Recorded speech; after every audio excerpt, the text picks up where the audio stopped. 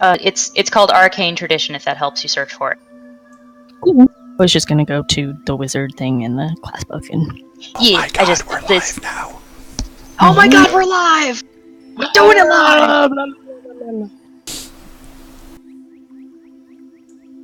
Well, according to my phone, we are not live. It's rude. Oh, your phone sucks. Apparently. Give it a minute. There it goes. The Alright. page that you gave me, Nick, doesn't actually say anything about only one type. No. It's the Roll20's stupid compendium only has one type. The one I gave you has all of them. Hold on. Oh, okay. When you reach 2nd level, you choose an arcane tradition, shaping your practice of magic through one of the 8 schools: abjuration, conjuration, divination, enchantment, evocation, illusion, necromancy, or transmutation. Yes, and they all have names. And then, let me take a look at the... Which school did you choose? Lore Master. I think she's looking at a different thing than we did, Nick. Oh. Because I didn't hear Lore Master in her list. Hey, Nick. Well, no, I'm just looking at the schools. Yeah, no, the Lore Master is a school, Okay. according to the thing Nick gave me. Not Alright, traditionally in D&D. Hey, Nick, where are my belts at? They're in the... Okay. Some of you were on when I would explain this, some of you were not. There is now a party inventory in the source documents. Oh, gee, thanks for just not telling me that. What? Calm the fuck down, bitch. Slut? I was going to tell everybody as soon as we got on, and then I had my computer decide to start fucking doing bullshit shit. Shitty shit. Welcome to the stream! Piss. Whoa. Piss balls, mother humper. Yes, there is a party inventory now for treasure, because that way it's less bullshit. You guys know what you have total. Look at all them pelts. Look at all that shit. You have so much shit.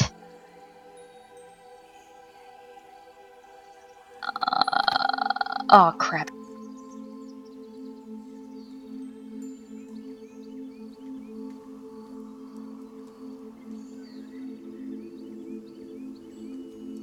Okay, yeah. I found what you're talking about. It's not in the original player's handbook, which is why I was... But it's a supplement on wizards.com. And let me take a look. Arcane Tradition. There's we have a viewer.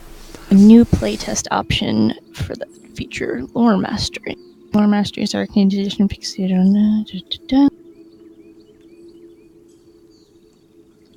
The thing I'm looking at is actually called Spell Secrets. The Arcane Tradition is... Yeah, no, Spell Secrets is one of the things that you get for having Arcane Tradition as your... Your Arcane Tradition is called Lore Mastery, and Spell Secrets is one of the things that you get for having Lore Mastery as your Arcane Tradition. Yes. If that makes sense. Yes. Oh, this is lovely. Sorry, after my computer did its fucking updates, I can't hide my goddamn fucking start bar now. Open your task manager and restart Explorer. Yeah. I am not bothering to do that because I have all kinds of shit open right now. I'll just deal with it. I just really fucking... I was more asking on the necrotic thing just as like as a character development thing. Like, if he started using necrotic spells, would that reflect negatively on him, or would it do something to him? Not necessarily. Necrotic is just a type of damage. If he did it all the time because he thought it was funny, he liked the smell, then yes, maybe. Yeah, if it was exactly. like, this thing, it will do more damage to this thing, I wouldn't see why that would be a problem. Yeah, it's about motivations, I would say.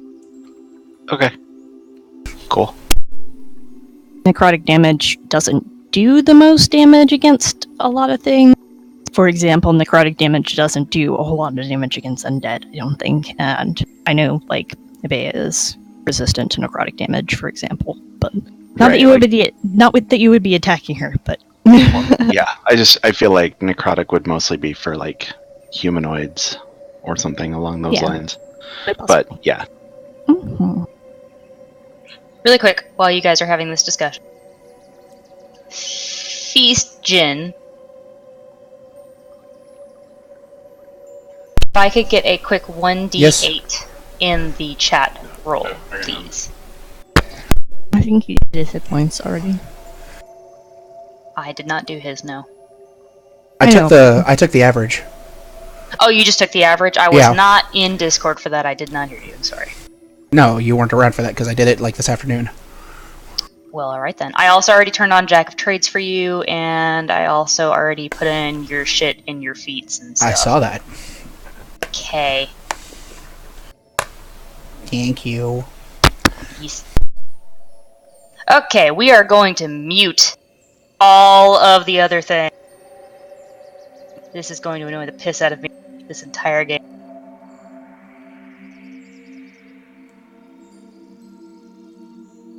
Mute every goddamn channel.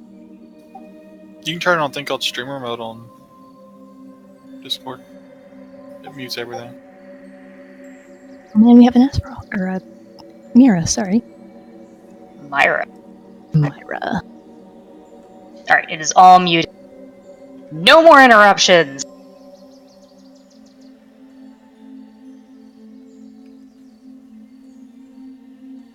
Okay, alrighty. Now that I'm done freaking out and having panic attacks, is the music playing for everybody? I think yes. Yep. Yeah, it's fine. Fabulous.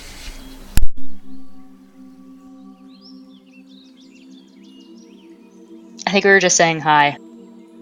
Hello! Oh, Moo. hi. Alright, let's get this, let's kick this shit off and then you can ask more questions, Celia, as we go about different shit. If you are still unclear on level up stuff. Okay. I think I'm good. I have a little notepad open of things that I need to pay attention to, and yeah. We can figure it out as we go. Like I said, DM that doesn't really give a shit. So we'll figure it out. I am the least stickler. Thank God. Yeah. Okay. Let's get the fantastical scripting out of the way. Previously, Skail, the Tiefling Bard, Ibia Tuning, the Asimar Paladin, Ronan Icebelly, the Dwarf Fighter, and Jaharim Eldove, the Wood Elf Wizard, investigated the East Hollow farm and found massive wolf-like tracks that led them to the north, into the forest. Following the tracks, the group stumbled upon a trio of vicious forest wolves that they dealt with quickly. Upon defeating them, they met Daniel Thornhewn, a druid of the swamp to the west, who had found Faye Smith, the farmer's wife, gravely injured hours before on his way into town. With assistance from the adventurers, they were able to stabilize Faye and bring her back from the brink of death before continuing north to find the source of the attacks. As they emerged into a rocky clearing near a river, they discovered that the local forest wolves had been whipped into a vicious frenzy by a dire wolf. Utilizing spectacular strategy and some fail rolls by the DM, the four dispatched the dire wolf, took its valuable pelt and a paw for evidence, found a mysterious yet beautiful ring, and headed back to the farm. Arriving back at East Hollow near sundown, they were offered a night's stay in gratitude for saving Morton's wife, which they gladly took, ready to depart for the capital in the morning. As our adventurers awaken, they feel a change after their recent fights. They are all now level 2. And additionally, Ibia, while you slept, you had a very strange dream. Your Deva came to you with a huge book written entirely in Celestial, but you couldn't actually read any of the pages in the dream no matter how hard you tried. As you wake, you suddenly feel the knowledge of several spells wash over you as if you've always known them. Oh, man. Holy immersion. I have been dunked in holy water or something. Magic holy water. Lol, your chandelier chooses your spells. That's actually pretty great. I enjoy that idea. I'm glad. I absolutely hate that certain classes are just, congratulations, you have spellcasting now, and you're like, wait, what? Right? We wake up and we feel different. Exactly. Some of you feel stronger, some of you feel faster, and some of you just got a whole shitload of spell. Alright, so you are waking up. It is dawn. The farmers are, of course, already up and milling about, but they do not seem to mind you guys still camping out in the foyer.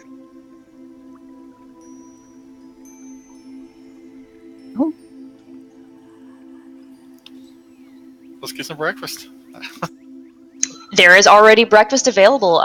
Morton actually points out the stew that is still already going, and he's like, help yourselves. Okay, this is OOC, but what, there's no bacon and eggs in this world? I mean... Bitch, it is a farm that has been on some hard time. I don't give a shit, I want some bacon and eggs. I mean, There are no Dear chickens. God. you might Chickens are find all some dead. bacon in the dire stomach.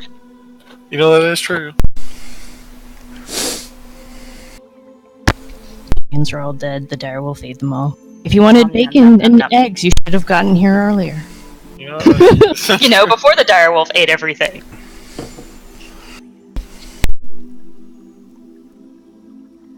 Yeah, no, maybe we'll take some stew. as well run, because he's Alrighty. hungry. Everybody who eats from the stew does not need to take a ration for the day. It's a very hearty stew. Excellent. Jaharim will take some as well. Delicious free stew. Only because he found out he didn't have to use a ration. Free food in wartime? Hell yeah. Well, it's not wartime anymore. It's after wartime. Post wartime. It's always wartime. More like wolf time. No. It is a mostly vegetarian stew due to the fact that they have no meat available to them, but it's still pretty damn tasty. Mhm. Jaharim approves. Ronan does, but he also drinks a lot of booze. Pour some booze in it. Make some Yeah. Irish lamb stew out of it, or Irish vegetable stew. Dwarven vegetable stew. But Scrolling down to my shit. Okay, as you guys are helping yourselves to some stew, Faye seems to look a lot better. She's still sitting over on the bench, but she's actually sitting up. She's still not talking, but she definitely looks like she's feeling a lot better.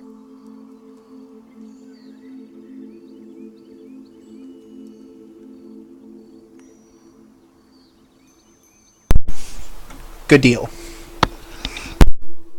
Scale, to address the elephant in the room, would you like to try to roll a Knowledge Arcana again?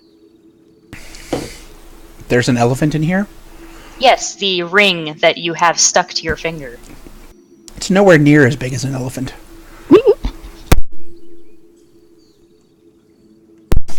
And in answer to your question, yes.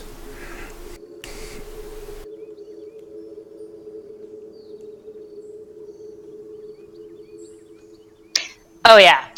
After sleeping on it, you take a good look at it and you're like, oh my gosh, I can't believe I freaked out over nothing. It is a ring of protection. talk about anticlimactic on that. What do those do I in am this not system? an unkind DM. I am not going to put cursed items on you guys this early. A ring of protection after an attunement of, I believe it's 12 hours. It increases your AC by 1 permanently while you're wearing it.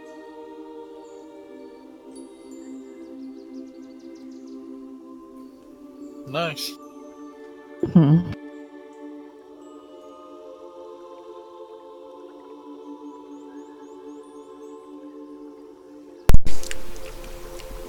And you said I'd want to hand this off to somebody? Why for would you say such a silly thing? I honestly thought that Jaharim had a lesser AC than you, but he does not. So you can keep it. Unless somebody asks for it. Like he's gonna tell us the magic ring he Yeah. picked Oh, up. of course not. Ronan was just gonna want to sell it to, get money, but It is up to Scale if he's going to tell you guys what it is, but he now understands its magic, now that he's attuned to it.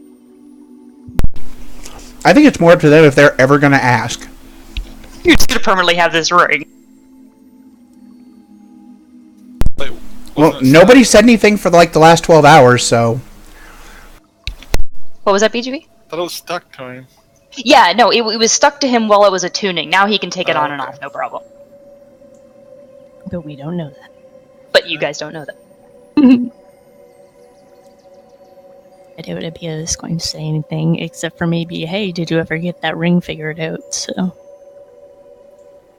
And Ronan wonders if he'd like to sell it.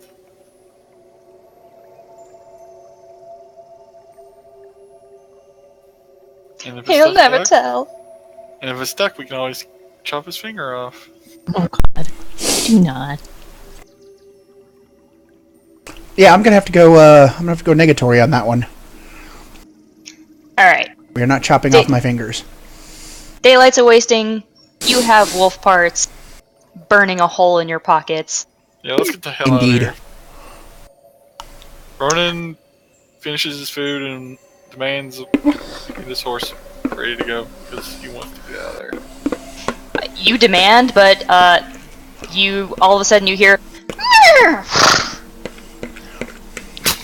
They are outside. Oh no, we are attacked by horses. Oh my god, horses. Dire horses. Dire horses.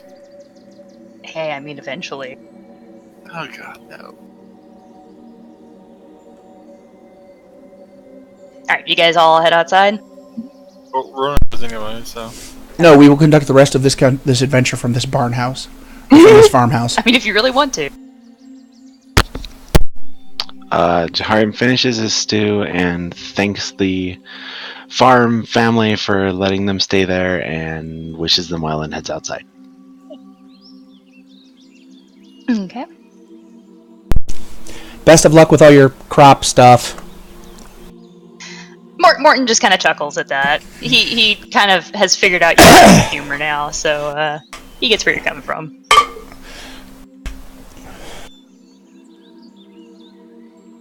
Oh no. The farmer has you all figured out. Only a little. Or does he? Does he? Alright, as you guys head outside, all three horses are there. They are already all saddled up and they look perfectly fine. Ibea will once again offer Jaharim a ride on her horse.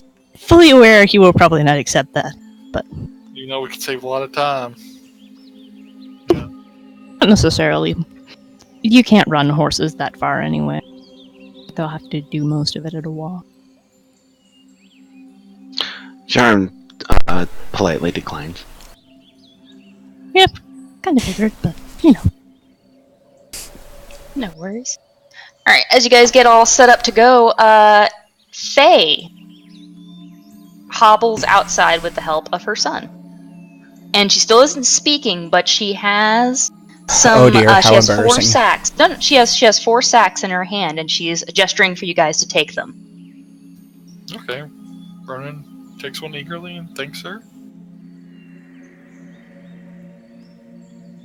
Ibea gets back down off of her horse. Well, I'm going to- she's coming close enough. You don't have to get off the horse. Okay. Have a look in the sack. They just gave you a pound of salt. That's quite valuable in town. Hell yeah, salt. It's pretty much the only thing they have left, food-wise, to give. So, Yeah, Jaharim would ask if they are sure about this as they don't have a lot to their name right now. Clay speaks up and he goes, "No, Mom really wanted to give you guys something for helping her, and I know it's not much, but we have enough salt to get us by for the rest of the season."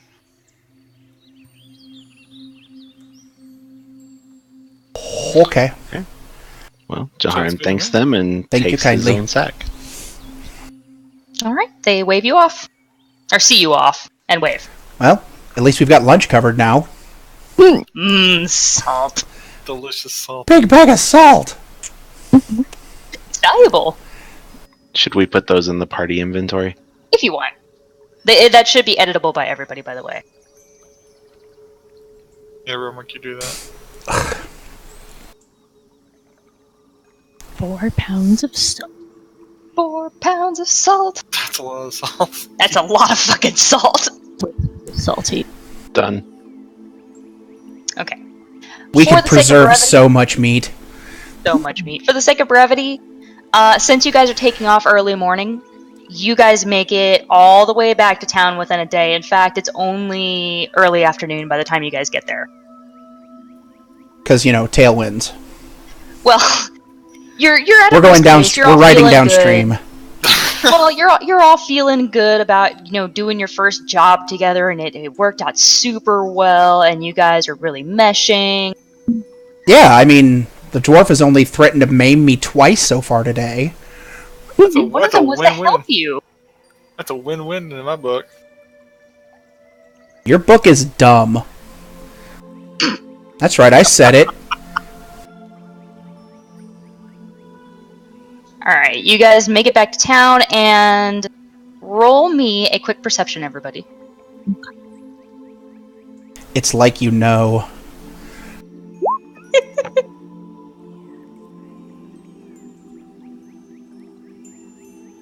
I apparently don't notice shit.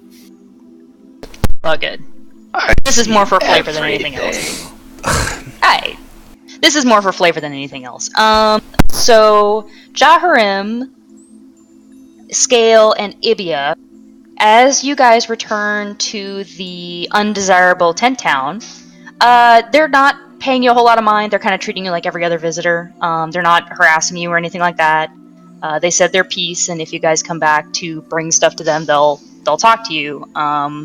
You do see significantly more city guard at the gates. Ronan, this is your town. It's fucking stupid. You hate humans. It's whatever. Yes. Fuckers. Fuck the police coming straight from the underground. Zerfniblin's got it bad because he's brown. Sure, we'll go with that.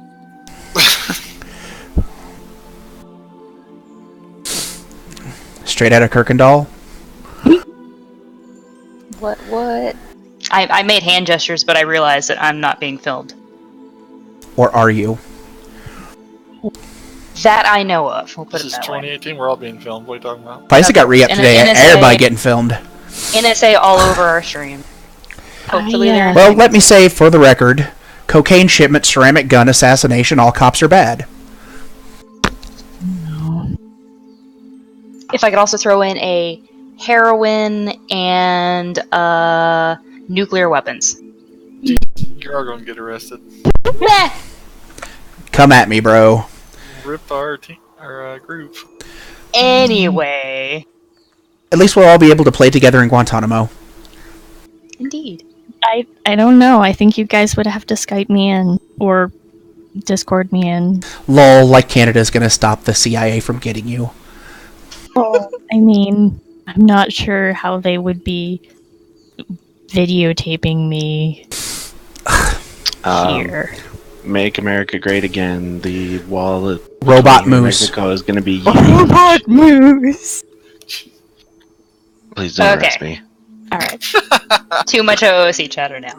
Okay. Sorry. So where's that lady who was asking for the pelts for blankets and whatnot? You don't see her right now.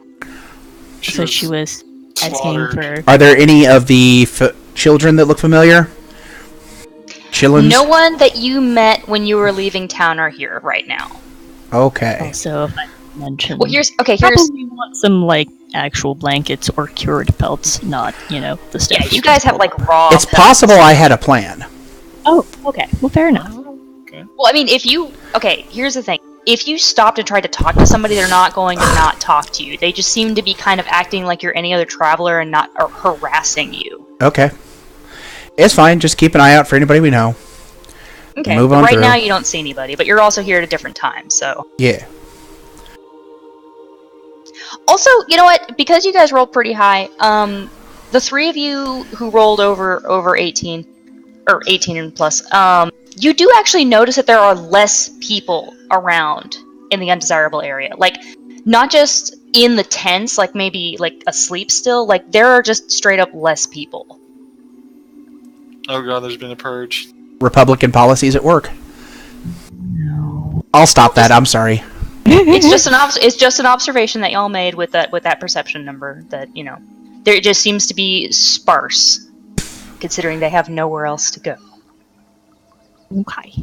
Although, given all the social upheaval and mismanagement of the city, fucking my urge to unleash my inner socialist is gonna, is gonna be a thing after a while.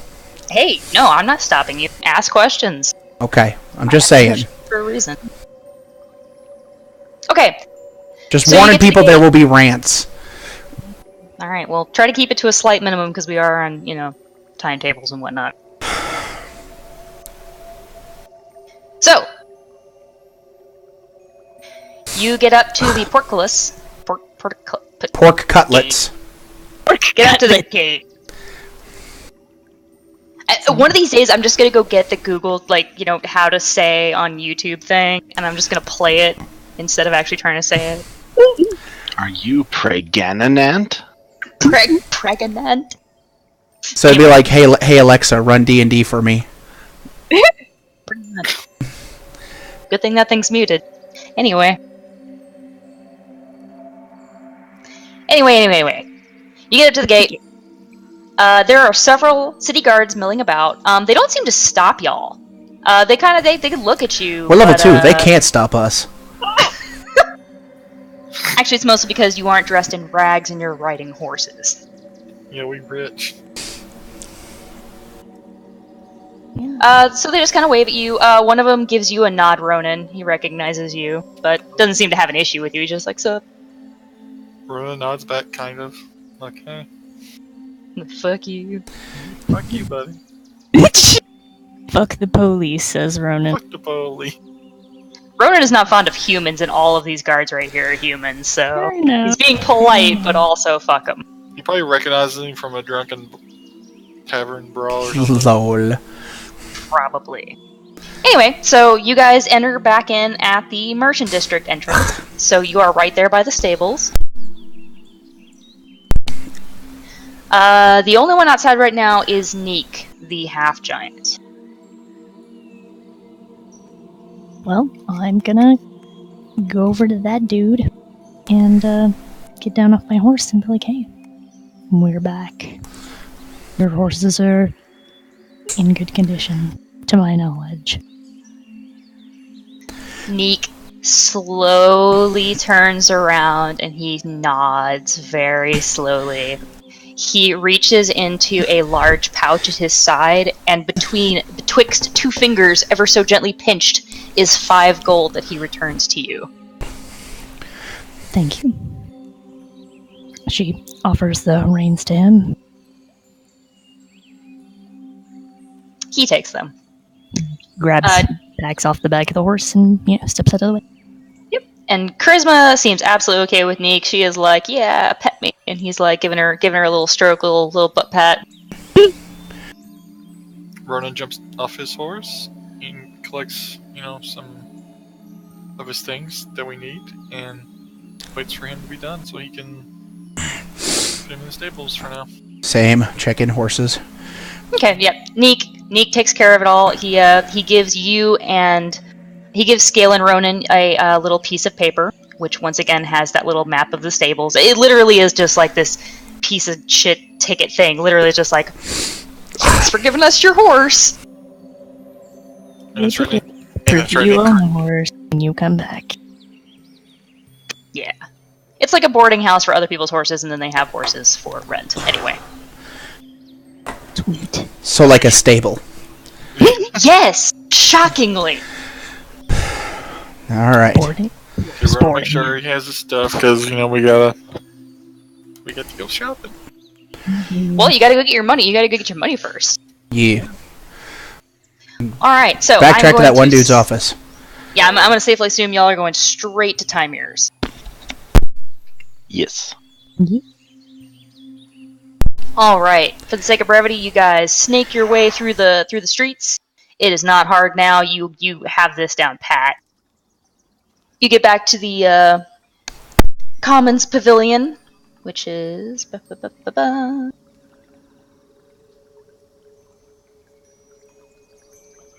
right there.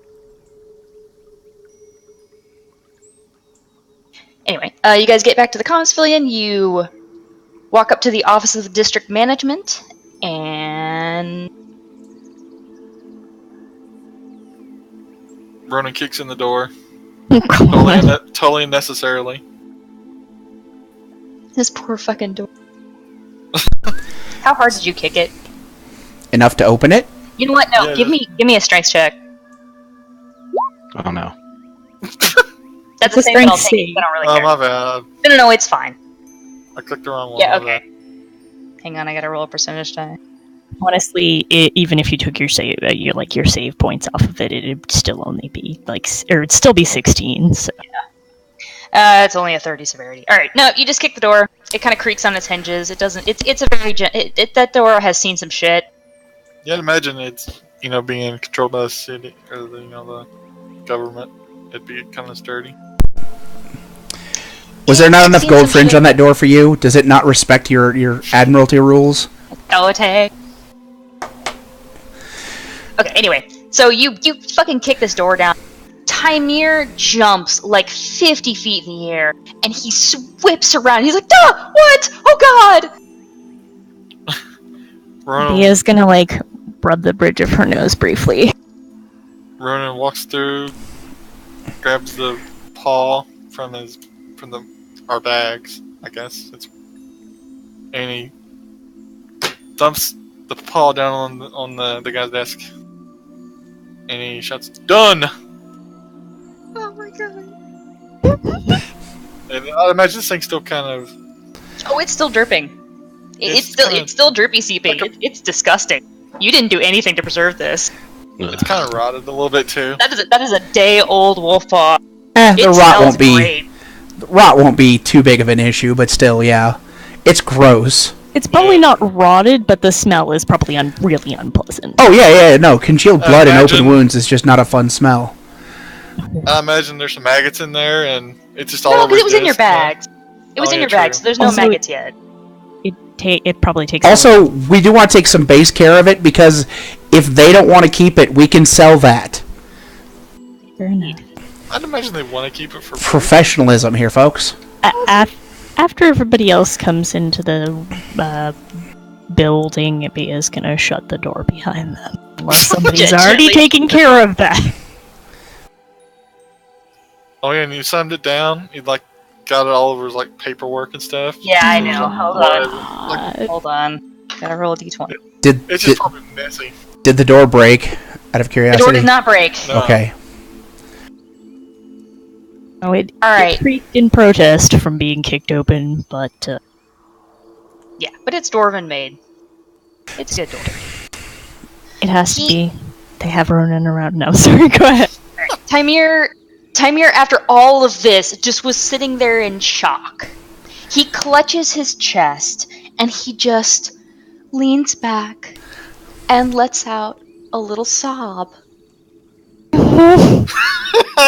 And then he leans forward, and he picks up the paw, and he scoots the paperwork that is now ruined to the side, puts the paw back on the table, just kind of oh God. Pulls a handkerchief out of one of the desk drawers and wipes his hands off. So, would you like to give me a little more information than just slamming this disgusting paw on my desk? There was a dire wolf and some wolven accomplices, I suppose, and we killed it. He goes, "Oh, that's lovely, lovely. Direwolves. Just making all kinds of oh God, why me?" This dwarf does he- not give a fuck for your gender stereotypes. He's very harried and very young, actually. It's a little shocking how young he is for this kind of position. Bea is the worst at telling stories, apparently. Very straight to the point. Hey, it's straight and to the point. It's more than throwing a wolf paw on it. Honestly, after Ronan's performance, I'll be pleased if we get paid at all. For the record, you're not doing negotiating with anybody ever for anything. Well, see, Ronan was he was kind of forced to do this. Yeah, so he's not real happy about it. Yeah, legit. He's still gonna get paid. Yeah, but He's just not happy about being made to go. He was having a grand old time getting drunk and ripping off assholes in the tavern. Anyway, Timir just kind of he kind of takes a moment, and he just kind of like makes that hand gesture where you bring your fingers together in front of your face, and you breathe like you almost want to make a fist, but you're not.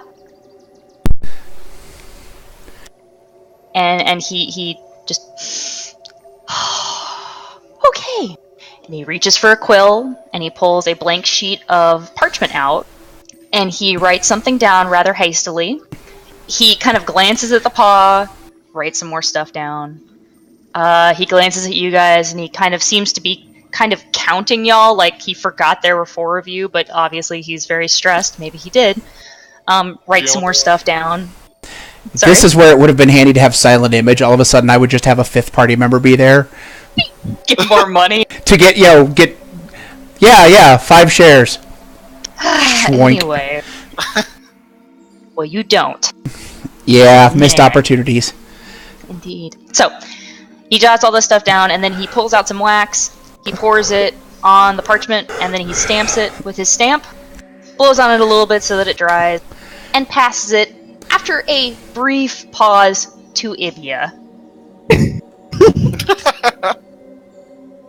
Ibia accepts it, nods. Okay, roll me a quick investigation, Ibia. Alright.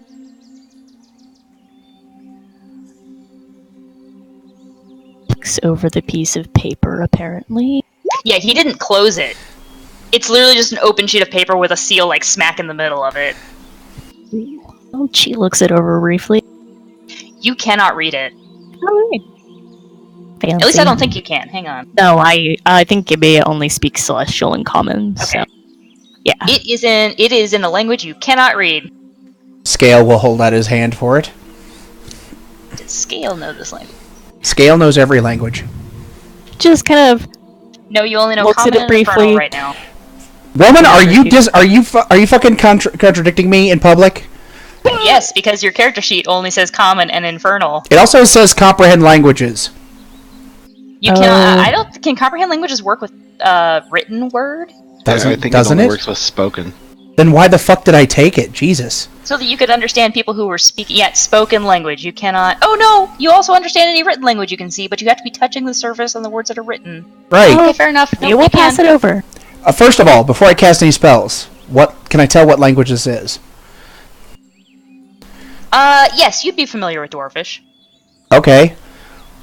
Then I will cast a not using a spell slot version of comprehend languages, Ritual. which is to hold up the to hold up the paper and ask the guy kindly, "What is this?" Fair enough.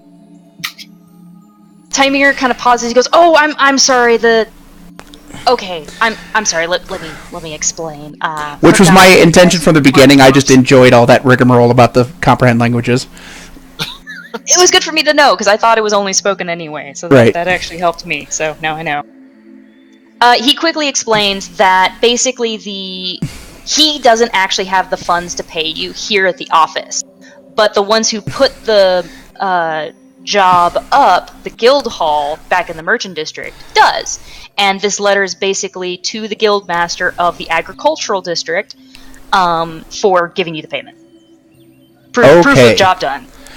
Where do we find the guild hall in the merchant district? He says you will not miss it if you go back there. It is the largest building there. Okay. So we're done here then? Yeah, he's like, yeah, cool. I mean, good. Hang on. I gotta still do it in character. Well, I appreciate you taking care of the job. Maybe next time don't drop the monster bits on my papers. I'm going to have to rewrite all of those now. Yeah, sorry about that. Ronan just kind of laughs and takes a swig of his booze. Actually, hold up a second. I have a question. Well, actually, I may be able to solve it. Just a second. Trying to find out if a thing works like it used to work. Thaumaturgy used to be a cantrip known as Prestidigitation in 3rd edition. Prestidigitation also exists. Okay. Both are spells now. They're 2 different spells. Okay. They do the same shit. Okay, so I would need prestidigitation to do the thing I don't want to do. Well, I will What do apologize. you want to do? Well, prestidigitation used to be able to clean things. Like, magically clean them. And I was gonna... Yeah, okay. So... I may switch that out later. I don't remember if that's on the Bard spell list or not. Prestidigitation, Is. I know Yes. thaumaturgy you get as a race, though. So. Oh, that may be it. Yeah, prestidigitation is not a... It's not a, or it's a thing that's on your spell list, and thaumaturgy's not. On Okay, your spell list. I understand now. Never mind, I will apologize to him about his papers with kind of a, yeah, sorry, shrug. Assuming that Jaharim also witnessed all of this, he would offer to cast a prestidigitation cantrip. There you go, your wizard does. Problem solved. That's what we do here, we solve problems. Not a few of which the dwarf has created. Tymir will offer you a excuse me, I just burped. A grateful look, Jaharim, and in gestures to please, that would be lovely. How do I actually cast this, though? You just say you cast it. It's just a little... It's a cantrip, so... You go bibbity bobbity boo and the blood slides off the paper and into a convenient receptacle that we then dispose of. Okay. Yeah, Jaharim would approach the desk and hold his hands over the mess of papers and blood and whatever and say a few magic-sounding words, and magically things would happen. Alright. And his papers are now clean. And the paw is actually clean too now. Like, it's like weirdly like not greasy anymore, and the blood is kind of cleaned up a little bit. It's still seeping a little bit, but it's definitely not as bad as it was in Ronan's bags. Pardon me, do you need to keep that? Tymir goes, oh god, no. Fine, I'll, take a handkerchief and pick it up and... We'll dispose of it for you. Yeah, we'll go ahead and take that. Yeah, he just nods and waves you on your way, and he's like, alright. Because somebody will probably pay 5-10 gold for it. Yeah, probably. Depending on who you take it to. Alright, so, for sake of brevity, y'all truck out of the office. Stop at the message board thing that's outside. There are no new messages right now. No, just take some of the old ones about buying wolf pelts and shit. Oh, okay. Alright, let me just go to the page real quick, and then I'll just add them all to your log there. 1 second.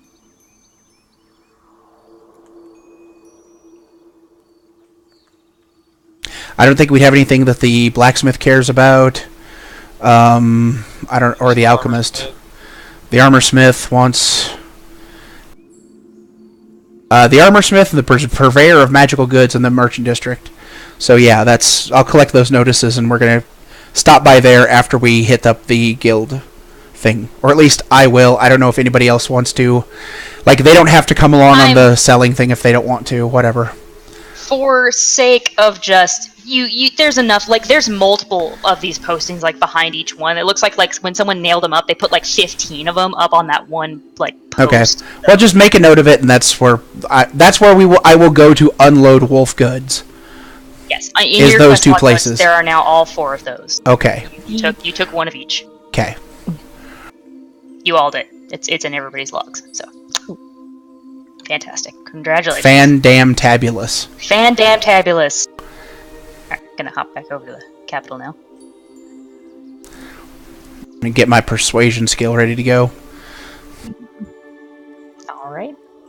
Okay, so you stop at the job board, you grab a couple of those. Yep. Alright, you head down to the guild hall, which is that lovely giant, and it is actually that whole building, like, plus the little V-shaped building there. It's like this nice little fountain that faces the canal. It's very pretty. Oh, lovely. It's a huge building. Let me get my thingy. I'd imagine Rona would know people at the... Oh yeah, you definitely know people at the guild hall. The guild hall is like the... It's the hep place to be on a Friday night. As you approach it, there is a huge granite statue in front of the building. It is a cog wheel. Roll knowledge. Religion, I think is what it is. If you want to know what it is. Sure, why the fuck not? I'm looking around. Sure. Yep, that's high enough. All four of you know this is a statue to Gond, the god of crafting. Spiff. The god of Specifically- gnomes being awesome. Yep, pretty much. As far as you know, he is represented by a gnome, but this just seems to be his general symbol of a cog. Quick question. Yes. As a lore master, I can double religion checks since I'm proficient in them. How would I go about saying that? You would just tell me. Oh, okay. I think it just doubles Your proficiency. the 6, but yeah. You could just Yeah, record you that just- on your character sheet then. Yeah, you could just tell me verbally, like, hey, I get double on this, or I'll just have you roll advantage or something like that. But a 14, even if you had rolled a nat 20, that's all you really know. It's a statue of Gond. Yeah, I was just curious. It's a very fancy statue of Gond. Star Wars reference, everybody drink. What? Chad. Oh. Myra made a Star Wars reference. Gotcha. Oh! I missed it! Oh no! I haven't been paying attention to the thing! Yes, how dare. Anyway, I so am you an guys- attentive, you guys loving have- streamer, so I do so. But anyway, please, we're okay. Big statue. Yes. So big statue of Gond, and just behind the statue are these huge, lovely double doors that lead into the guild hall. Well then, Ronan takes the lead because he knows the place, and I grab Rodin's collar and then put my hand on his shoulder. How about we let me take the lead on this one this time, big guy? Huh? You okay with that? Would that be okay with you? And then I will go without waiting to him to agree or not. Ronan kind of grumbles even though he knows people here, but agrees. That's what we're afraid of. No, sorry. That's not a good character comment. That's alright. Alright, as you guys enter, there are actually 2 floors to this place. On the first floor, you see these lovely, pristine bronze placards at each doorway. And on the first floor, you see Department of Agriculture, Department of Merchant Domestic, Department of Merchant Foreign, Department of Religion, Department of Professional Tenant, Department of Housing Personal, Department of the Harbor. Hang on a second. You said this is the Adventurers Guild? No, this is a guild hall of Oh, okay. union. This is Basically union. okay. A bunch of guilds in one office. Yes, I'm sorry. Okay, I thought this entire building was just the Adventurers Guild. I was like, what the fuck do they have an agriculture department for? No, I'm sorry. I should have been more clear. This guild hall is like a union. Ever since the Corn for Wars all of the- 1602, we can't take chances. Sorry. I'm tracking now. I'm on board. I'm Sorry, okay. I should have been more clear. I'm sorry. No, it's fine. Anyway, no, it is the city union basically, but they call it a guild hall because there's a shitload of unions in it, all Okay. kind of represented. Go on. I'm sorry. No, is fine. How very Venice. Well, look for one that says. Fuck, I don't even know what. First one. Oh, the agriculture. Yes, that's right. That would be where we would go then. Okay, that's the first door on your left. To the left lies death. We go. Left, to the left lies death. Anyway. Alright, so you all walk in. You knock politely on the door because this one does in fact have a latch. Okay. You cannot just let yourself in.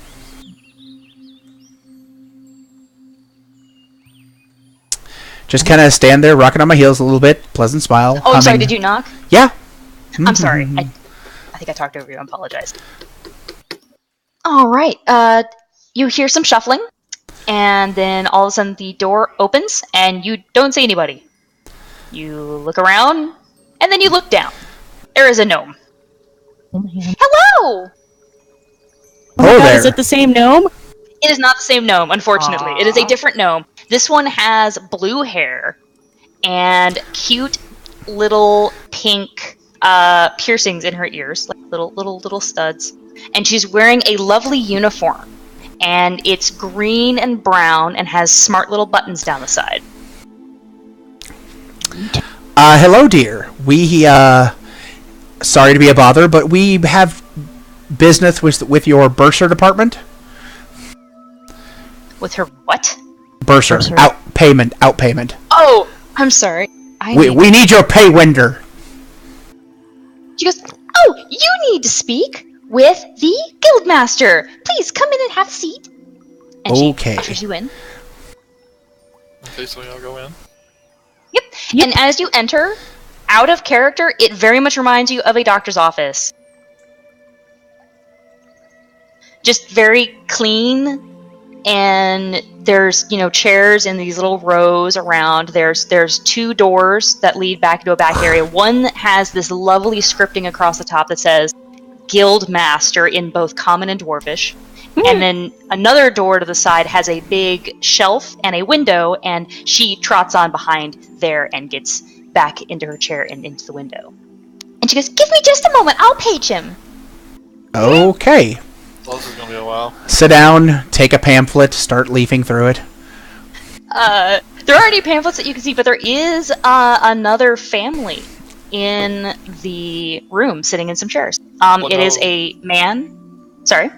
So I was gonna say, what, no 2-year-old People's Magazine?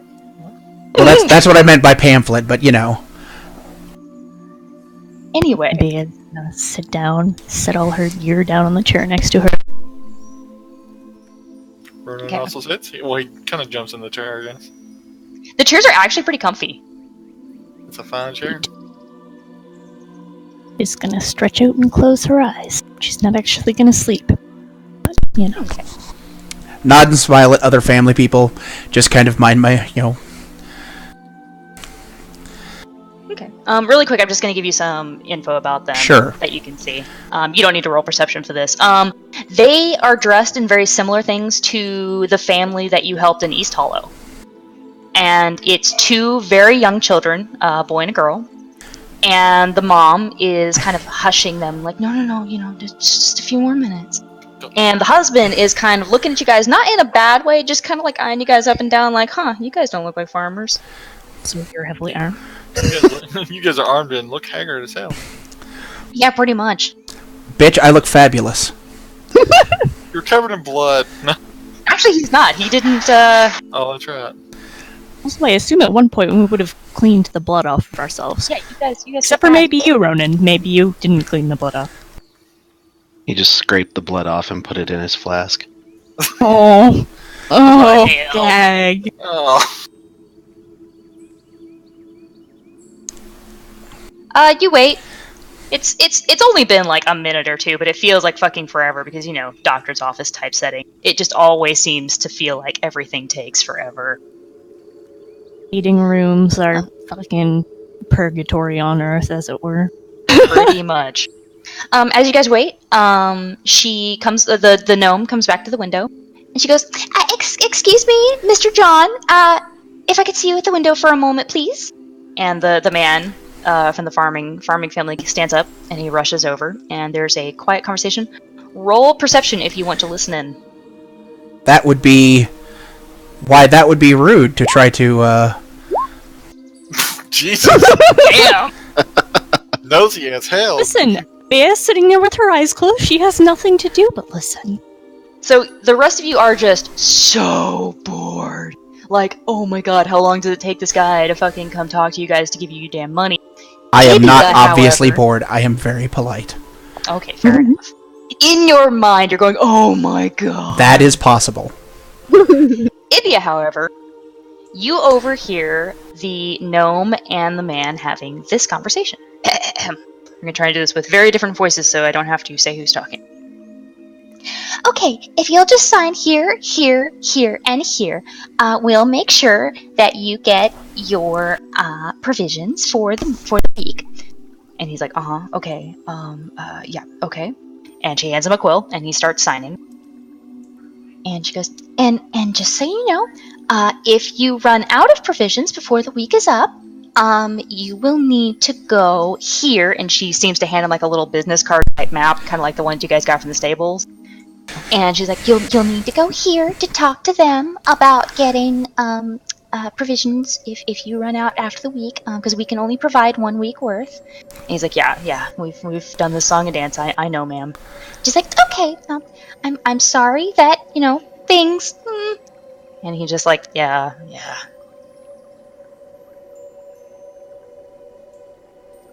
Cool.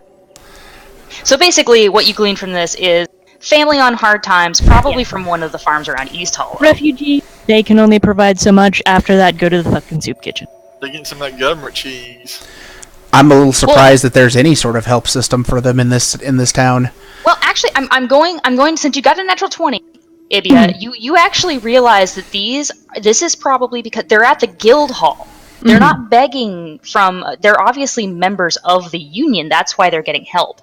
They've paid their dues, and now they're down on their luck. They're getting assistance for their farms not producing anything. Okay, cool. Okay, so little lore background. Oh man. Only another minute passes, and finally you hear a bell. Ding-a-ling! And the door to the guildmaster's office opens, and a tall elf, like high elf, is standing there. Very long, blonde hair in a braid. He looks very proper, and the same very smart green and brown with the gold buttons down the side robe. And he looks around the office, and he goes, the adventurers from the Commons Pavilion. Oh god.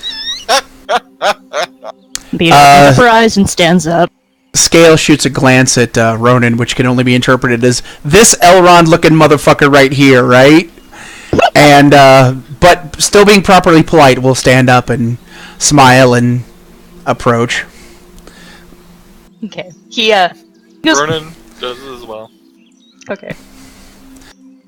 He takes Fucking his little always be note. polite until after they paid you. Alright.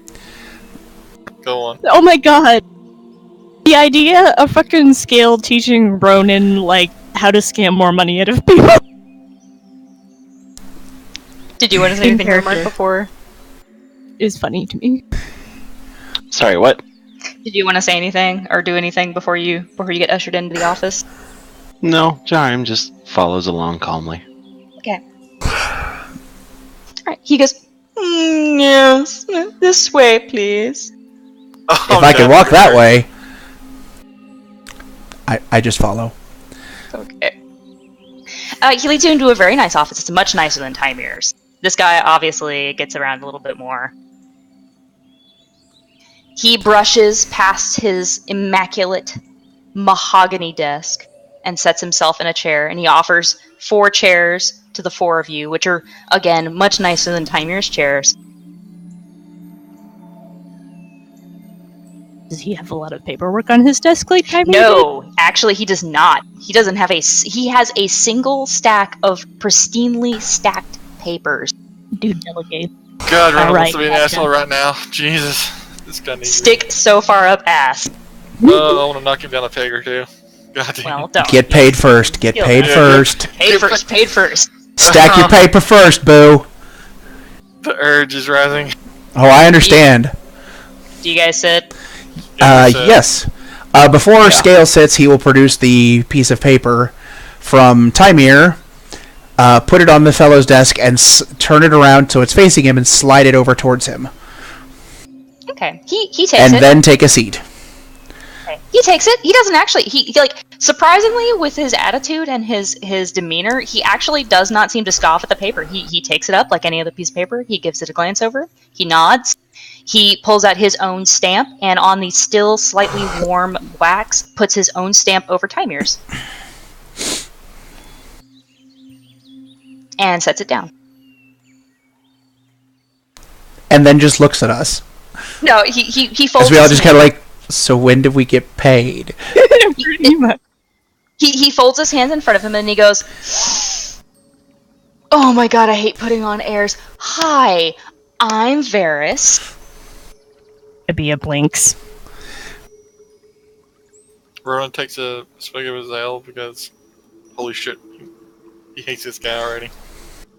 What why does he hate him? He just like dropped all pretenses. Like Detect alignment on him. I don't trust it. Yeah. roll insight. While on one hand I was joking, on the other hand I'm totally rolling insight. I rolled the hell out of it. Never mind. This guy's fine. Awesome. Dude, this guy's fine. I want to subscribe to his newsletter. Alternatively, you stick with your original suspicion since you have no strong feelings to go on. I mean, Yeah, as far as you guys are concerned, even with that 20, yeah, he just seems like he is just as harried as Timir. He's just better at hiding it. Stick up ass. Stick up ass. Except he breathes and he's like, I'm sorry. I'm actually filling in for the guildmaster of the agriculture district. They had to take a little trip, and my god, if you're an elf around here, they expect you to be the most high and mighty asshole. Anyway, I see. Hey, Wonder why that could be. Anyway, we were just here about a matter of payment, and then we'll be out of your way. Yes, right, absolutely. And he picks up the letter again, and he kind of actually reads it this time, because it seems like he was checking it over for, like, authenticity kind of thing, to make sure that you guys weren't, fibbing about, getting it done and whatnot. Ronan pulls out the bloody paw. Fruit. Actually, I think didn't Skail have that, not Ronan? I just packed somewhere in the sellable goods. I mean, it's not like it's not like it's in Scale's secret pouch or anything. Yeah. Fair enough. All right. With all of the magic items. Okay. Excuse me. Varys holds his hand out for it. And Ronan hands it to him. Okay. And he takes a bite out of it and runs like, all right, this guy's all right. he looks it over. He kind of does the same thing that Daniel did, actually. He puts his palm on the paw to kind of measure it, and he's like, wow, that was a big one. And he kind of like... He had 6 of those, by the way. Varys... Hold on. Varys glances at you, raising a very long, blonde brow. Some kind of horrible wolfipede. He just kind of smiles like, snort. oh, adventurers. He looks at the paw and he's like, all right. So there was one dire wolf, and how many other creatures did you slay in your endeavor to get rid of this dire wolf? You seem to have not told Timir this. Well, point to the stack of wolf, the bag in which we're calling a stack of wolf skins, which has to be at least 3 times the size of the dwarf. How many wolf pelts do you guys have? A lot. Gotta go count. how many did we kill? You have 2, there was 3, 4. there was only like 7 wolves, I think. You only got 4 10. pelts, though. I thought it was 6. It may be 6. Well- I don't remember exactly. There were 3 in the first area. Money, for the sake of more money, there was 10. The first area, weren't there 3 and then 2 in the second area? Mm-hmm. Am I remembering wrong? Okay. They're originally going to... There were many wolves. That'd be nice. Oh, there were so many. Our brave warrior here says that he's having trouble even counting as high as there were as many wolves as there were. Just counting on our fingers and our toes and... Well, he just rolled in that one, so he absolutely believes you. Hold on 1 second, let me get a calculator. It was just a full-on war over in the woods for, Alright, if you keep going, I'm gonna roll an insight with advantage. Alright, he did believe you that you fought 10. Was that the number you finally ended up with? Many I mean, wolves. That's just what I said. 10. Sure. Alright, 10's what he's gonna believe. Fine. 10. Oh, he's like, alright. Hold on. There's too many talking people at once. He pulls out another sheet of paper and he starts doing some math. In Elvish, of course. Elvish math? Do they Elvish have different numbers? Sure, why not? I don't know. God. Algebra So he's is actually named after an Elvish term. Oh, And now, elves are Arabs in this world. Oh my god. Algebra. Anyway. So he jots all that down, and he does the thing, and he goes, okay, yep, okay. And he says, oh, and I believe a druid passed through town and mentioned that you had also saved a woman. Yes. We did. Abia kind of pauses and says, does he report to you as well? Oh, no! We're just friends. Alright. He just mentioned it in the tavern last night, that's all. I have edit character things to say about that, but I'm done. Yeah, that's all Abia. She accepts that. Okay, I was gonna say, if you press, he'll explain, but... Nope, don't care. Just give us more money. Well, I mean, from what you can glean from this, literally Daniel said, y'all saved a woman. Not Sure. he did, y'all did. I hate that motherfucker. Honestly, I'm noting for the fact that this might actually get us extra money, because in most places I'm used to dealing with, it wouldn't. They wouldn't give a shit. Well, they seemed to care because it was the only reason that it got a full guild, summons to put it up on the job board, because she went missing, so... Fair enough. Because Timir mentioned that. Indeed. And the halfling. Anyway. Alright, so he's doing some math, blah, blah, blah, blah. Let's see.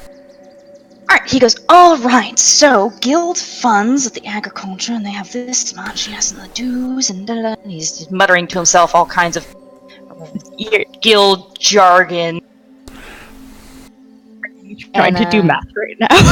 He is trying to do math. No, are you trying to do math out of character? Okay, Math. Alright, he's finally done. He rips off a stub, and he hands it to Skail, and it literally just says 250 gold pieces. That's all the slip says. Do I know, is this normal here? Is there It's in common. Okay, where would be the bursar's office where we turn this in? Oh, he just points right outside and goes, oh, Miss Blinsville will set that up for you.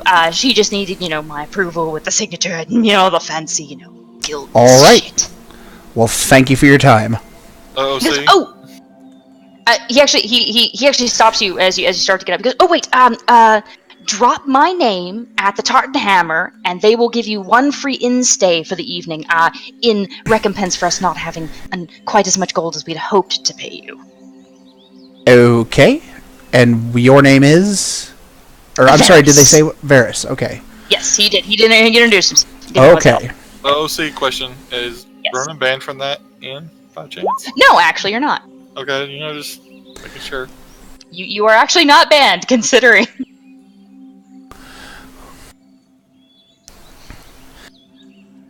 All right It's the then. only bar in town. So. Alright, let's go get paid. We will give the pay note to the receptionist.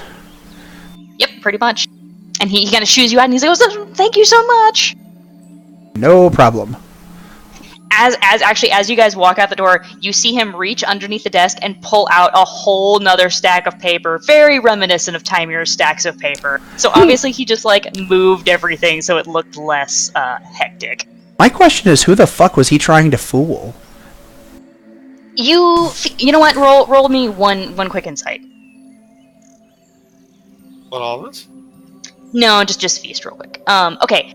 So from your dealings in other large towns, you get the feeling from his actions and Timir's too that there just so much work to be done by these single individuals, and obviously he seems to be doing multiple jobs if he's standing in for another guild master. Sure.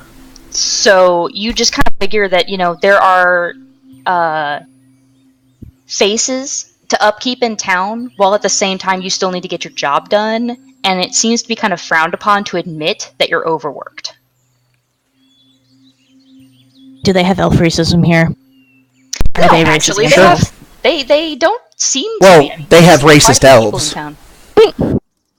So far, every elf you've met hasn't been a racist. But anyway, Well, One. I mean... Look, Wait, no, Jarm. two.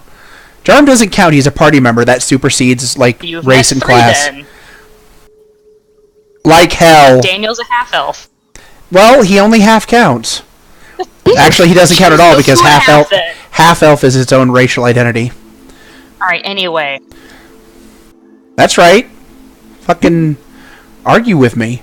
Privilege. Anyway, you go out to the receptionist and you hand her the slip. Oh, alright, I'll get this sorted right now. And she hops off her chair and she ducks into a back room. You hear some rummaging, you hear some coin dropping.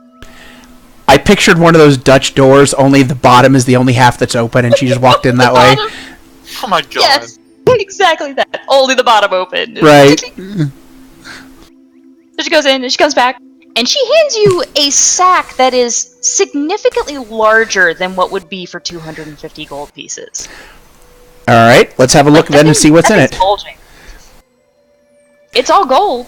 It's all gold pieces. Okay, well, thank you. And we will go out. Ask her? No, we won't. We will go outside and then we'll count it. And then we'll figure things.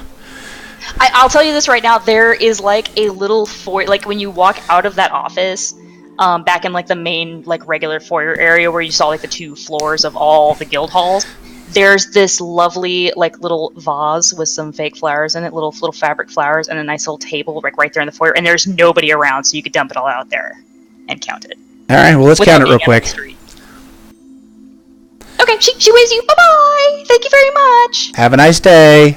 You too. Running waves. Thanks. She's so excited that you wished her a good day. She's like, thank you, you too. Oh, look at you being a smooth man. You have no idea. Alright, for sake of brevity, you dump that shit out on the foyer table and you count it out. It's 250 gold pieces each. Oh. Dunsky. Holy shit. Yeah, that 250 he wrote down was per person. Okay. Well. So you now have an additional 250 gold pieces each. Congratulations on your first job. Well, congratulations. That pile is yours, that pile's yours, that pile's yours, and this pile comes home with Daddy. Ronan takes his cut of the money. Now, there's a thing to see about with selling some of these goods. I assume nobody had a problem with me conducting the negotiations to do that. Did you all wish to come along, or would you like to meet somewhere to split the money then? Ronan's gonna go with him, because he pretty much knows everybody. That's fine. That saves me from having to carry it. Nice. Bia shrugs and says, I'll follow you guys. I don't know anything around here. Other than the dogs. The dogs? Docks. Where the ships come in. Bees? Potatoes? Gob's not on board. Jahariam just quietly accepts his share of the money and nods, and he'll just follow everybody else. Alright. Kim is frustrating me by talking about fried chicken while I'm trying to listen to you guys talk. I know. Well, fried chicken is way more interesting than we are, so, I mean, I understand. Yeah, I could go for some fried chicken. We actually had fried chicken for dinner. Delicious. Oh, that chicken for Popeyes. Not Popeye's chicken. The Popeyes right here is not bad. It's just run by the Popeye's franchise. chicken, The franchise is run by super Jesus-y people. Yeah, well. So it's a little weird when you're getting your order. They're like, "Have a blessed day" and shit like that. Oh my god. Yeah, they're like way more Jesus-y than the local Chick-fil-A's are. And Chick-fil-A is like Jesus-y on a corporate level. It's a little weird.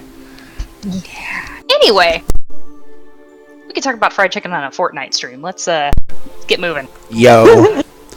Is there fried chicken in this world? Yes, abso-fucking-lutely. If there's chickens, there's fried chicken. That's like There is one absolutely follows fried the chicken in other. this world. As a matter of fact, we'll get trying some everything. after we sell all this wolf scrap. Who knows? Maybe if you go to the Tart and Hammer, you can get dinner. You know this town a little bit, right, friend? To Ronan. This Tart and Hammer, is that a decent place? It is. Yeah, Ronan, it is the place to go. Like, it is the best tavern because the only other tavern is the seedy-ass piece of shit one in the Sailors District, and you don't want to go there alone. Yeah, you might get stabbed. Okay, duly noted. or your finger might be cut off over the card Maybe game. it just kind of scoffs like it's not that bad. 'Cause it's probably the only place in town she would know. Even the children want to stab you too, so Yeah, pretty much. Children are vicious little fuckers. Never turn your back on a child. they'll stab you so Listen. fast. If anybody threatens you with a knife, you just tell them to fuck off. Yeah, but there's like Anyway, feral children running around with knives. So. Okay, let's go. before the DM stabs you all with lightning. Alright, so you guys are gonna head to the Tartan Hammer first? No, we're gonna sell the wolf scrap. Pelts. Crap. Yes, the armor smith place. Okay, you're gonna Those go to the buying blacksmith? pelts. The armor smith. Oh, the armor, sorry, the armor smith and the blacksmith share a, Yes. location. I am looking on my map, 1 second. Where did I put it? He's the purple one. It helps if I grab the right mouse, because I have 2 different mice in front of me. I'm sorry, 1 second. Which fucking building is it? This one. Okay, there's where the blacksmith and armor are. Actually, can I amend that something real quick? I apologize. Let's go to the magical goods place first, because very they're going to magical. give us more money for shit, and if they want the dire wolf pelt, they'll probably pay more for it than the armor smith will. So we'll give them first chance on this shit. Alrighty, the purveyor of magical goods is the blue one. I have a secret color-coded version of the map. Oh no. Colors. Secret. Colors. Okay, Colors. the smaller Colors. box is a purveyor of magical goods, Yeah. and a couple blocks down is the armor and blacksmith, so. Let's do the purveyor of magical goods. Alright, purveyor of magical goods, let me get to her page. Alright.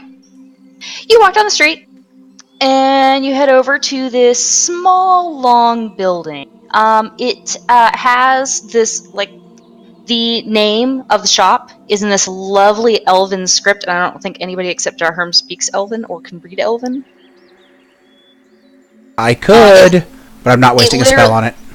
It literally just says in Elvish, purveyor of magical goods, but it looks really pretty written in Elvish. Like when Fucking people- elves run Rodeo Drive. Fucking dwarves in the ghetto. Actually, yeah. Lovely drive. That's all I'm gonna say. Anyway,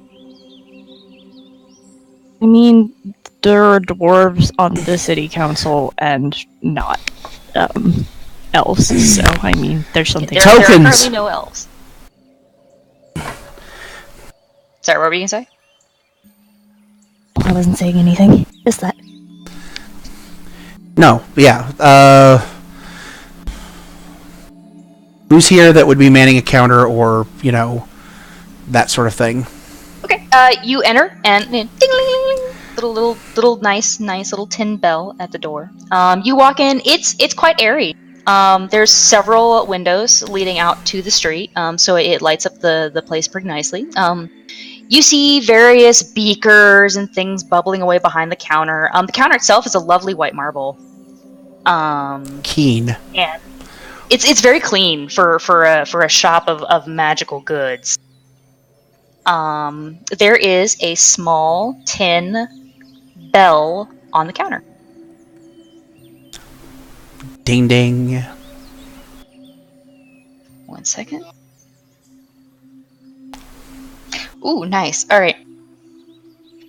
You hear an explosion.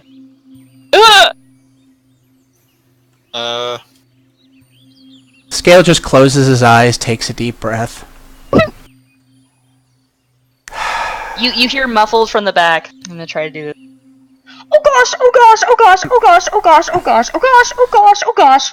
As it slowly comes closer and closer to the doorway leading to the back, a tall female elf comes out. The tips of her hair, which is actually quite short for an elf, and it's bright green and blue, like unnaturally green and blue, and it's quite short for an elf, and it is smoking. The ends are smoking.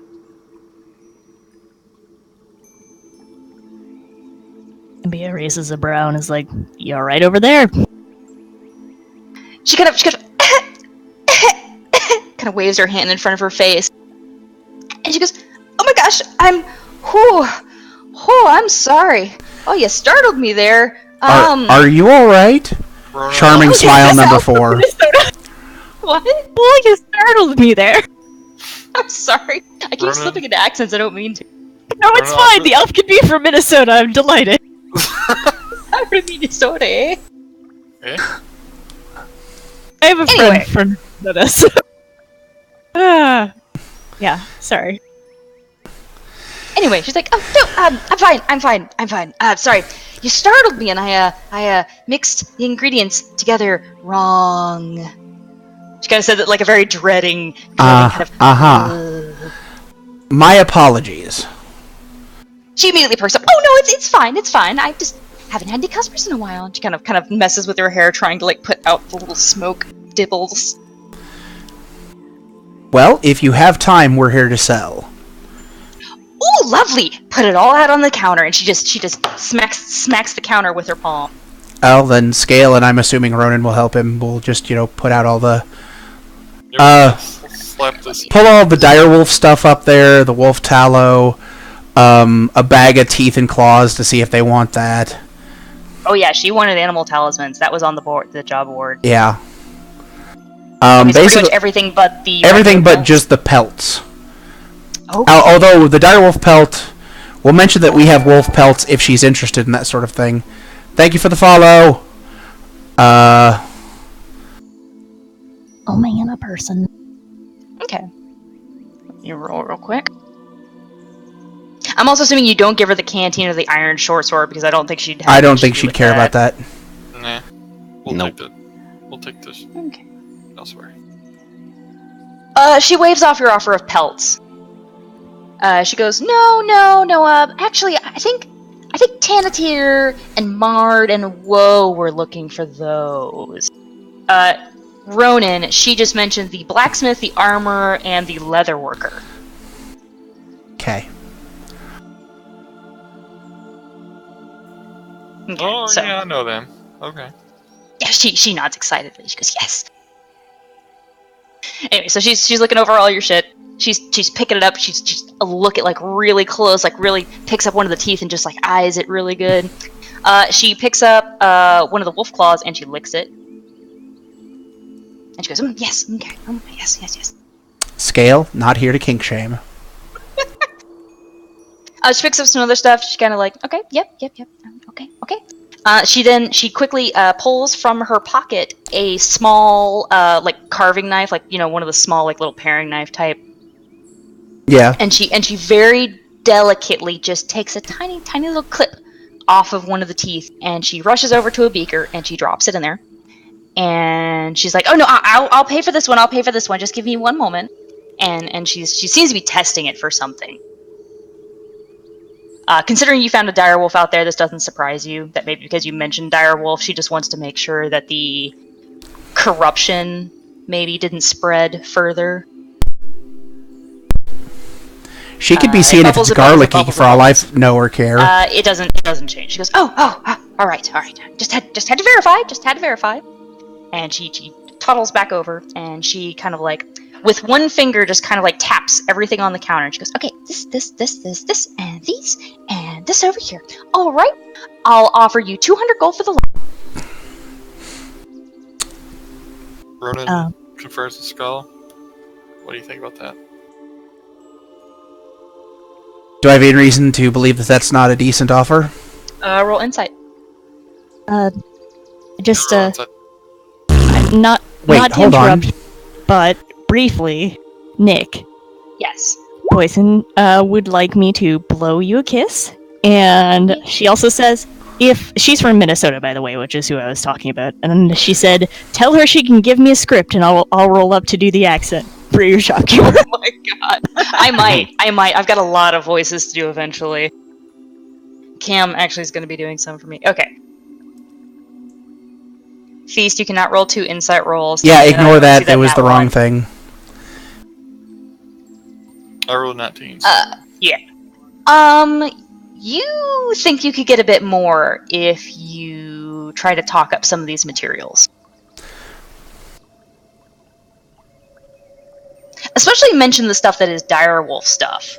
Oh yeah, no, that was. Oh, I will. This is, I will mention again that this, this, and this came from a direwolf, Okay, let me roll another. and that these other things were the animal servants of that direwolf, You and Ronan roll. and that these are very fresh. yeah, I figured you'd make us roll. Do what now? Ooh. Persuasion real quick. Okay. Please, God, roll high, buddy. Oh, thank God. Alright. At first, Charming you were smile totally number into what 4 she is a was winner. saying. Yes. At first, you were totally into what she was selling, but as soon as Ronan started kind of like nudging you, and then you were like, "Oh, right, we should probably sell the fact that these are direwolf parts," and then you see the look on her face kind of go like, that persuasion, you just talked that stuff up. She's like, "Okay, I'll tell you what. I'll give you 220, and if you come back tomorrow, I'll have a present for you." Oh my.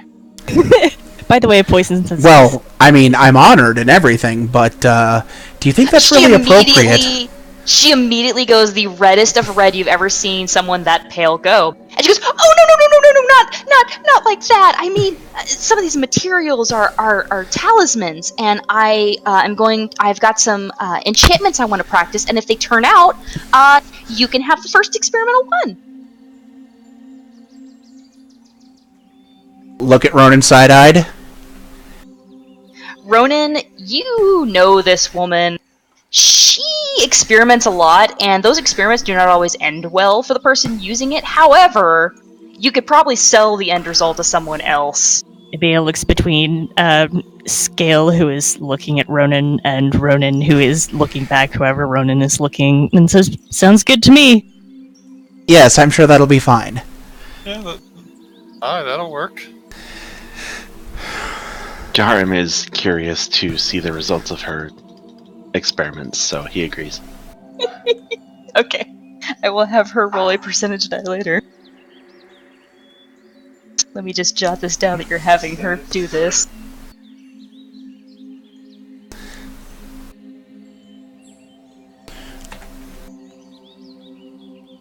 Cam is making lots of inappropriate comments in the background. It's making it very hard. How inappropriate. Oh, I bet he is. I'm going to delete the things that we are selling. Okie dokie.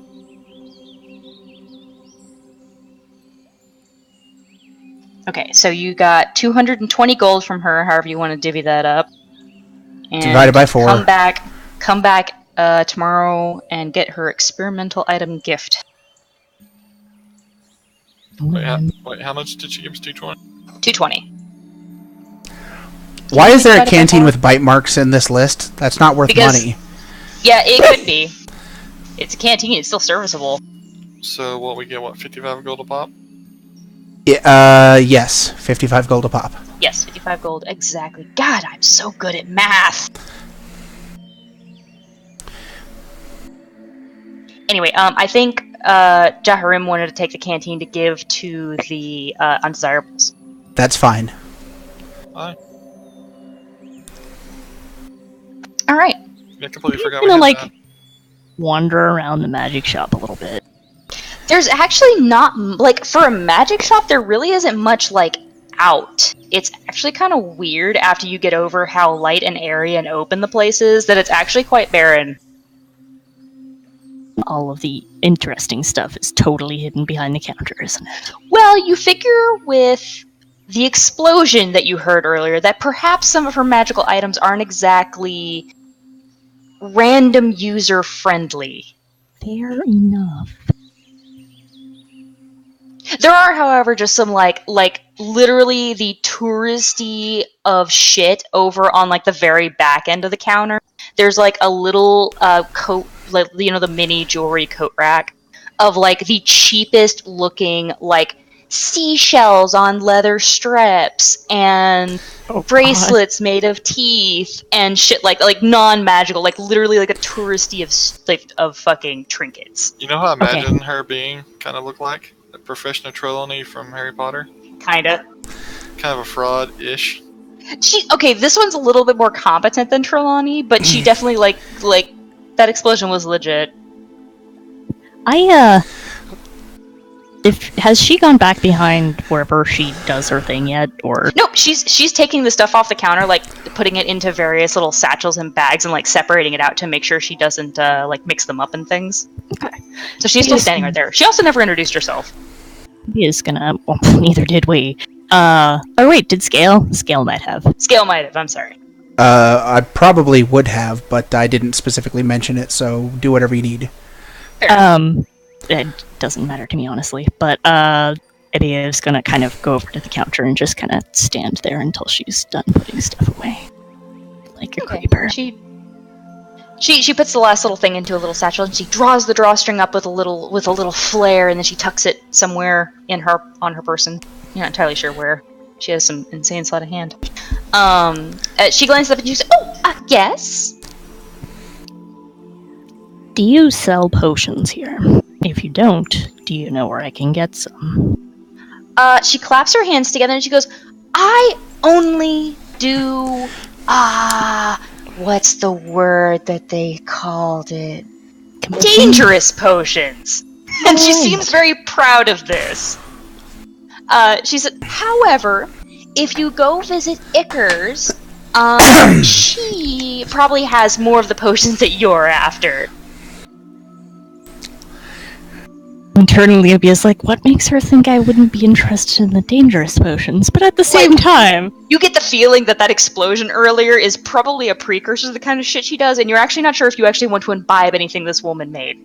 Fair enough. I don't want to imbibe any one thing. I want at least 5. Let's mix them potions. Oh, I'll, incline my head to thank her. Okay. Look around at the rest of the group, whatever the heck they're doing. Packing up the pelts and getting ready to head to the next place. Right. Yeah. For the record, I'm going to say she gave you a little bit better explanation of where the alchemist is. Okay. So when you're done here and done at the blacksmith, then you know where the alchemist is. Okay. And her name was Ickers. Okay, I thought that was the store's name. No. That is the woman's name is Ickers. All right. Okay. Alrighty. All right. She bids you goodbye and she goes, "Thank you. Come back. Don't forget." Indeed we shall. Until tomorrow, my lady. Oh. Excellent. Charming smile number 4 now. Oh god. Number 5, excuse you. God. Listen, Okay. number 4 was the last one mentioned. She didn't quite catch it. She was kind of distracted by delicious direwolf teeth that she gets to mess with. Okay. But Is fine. okay. So you leave, and you all kind of look at each other like, what the actual shit?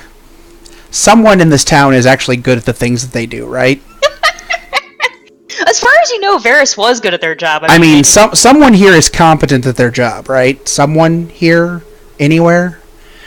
I just belatedly realized I'm still playing the morning music and never switched over to Kuykendahl music, and I'm terribly sorry for that. We need wacky accordion, like... Wacky hijinks? Hold Yeah, on. wacky hijinks music. I'll get you Kuykendahl music. That's got city noise and We need shit. kazoo music. Well, I don't have kazoo music. I'm sorry. Alright. As you guys walk down the street towards the blacksmith, you make your way over there, and it's an open-air blacksmith shop, of course, because that shit gets hot. Also, strangly with the poisonous gases and whatnot. Also that. So as you guys round the corner to the blacksmith shop, you see... Are they? You see an older male dwarf with some dark brown hair, and he's wearing a black leather apron, and he's got a bunch of tools, tucked into various pockets, and he's got big, thick gloves on, and he is ordering around a very skinny female purplish black tiefling with some platinum blonde hair.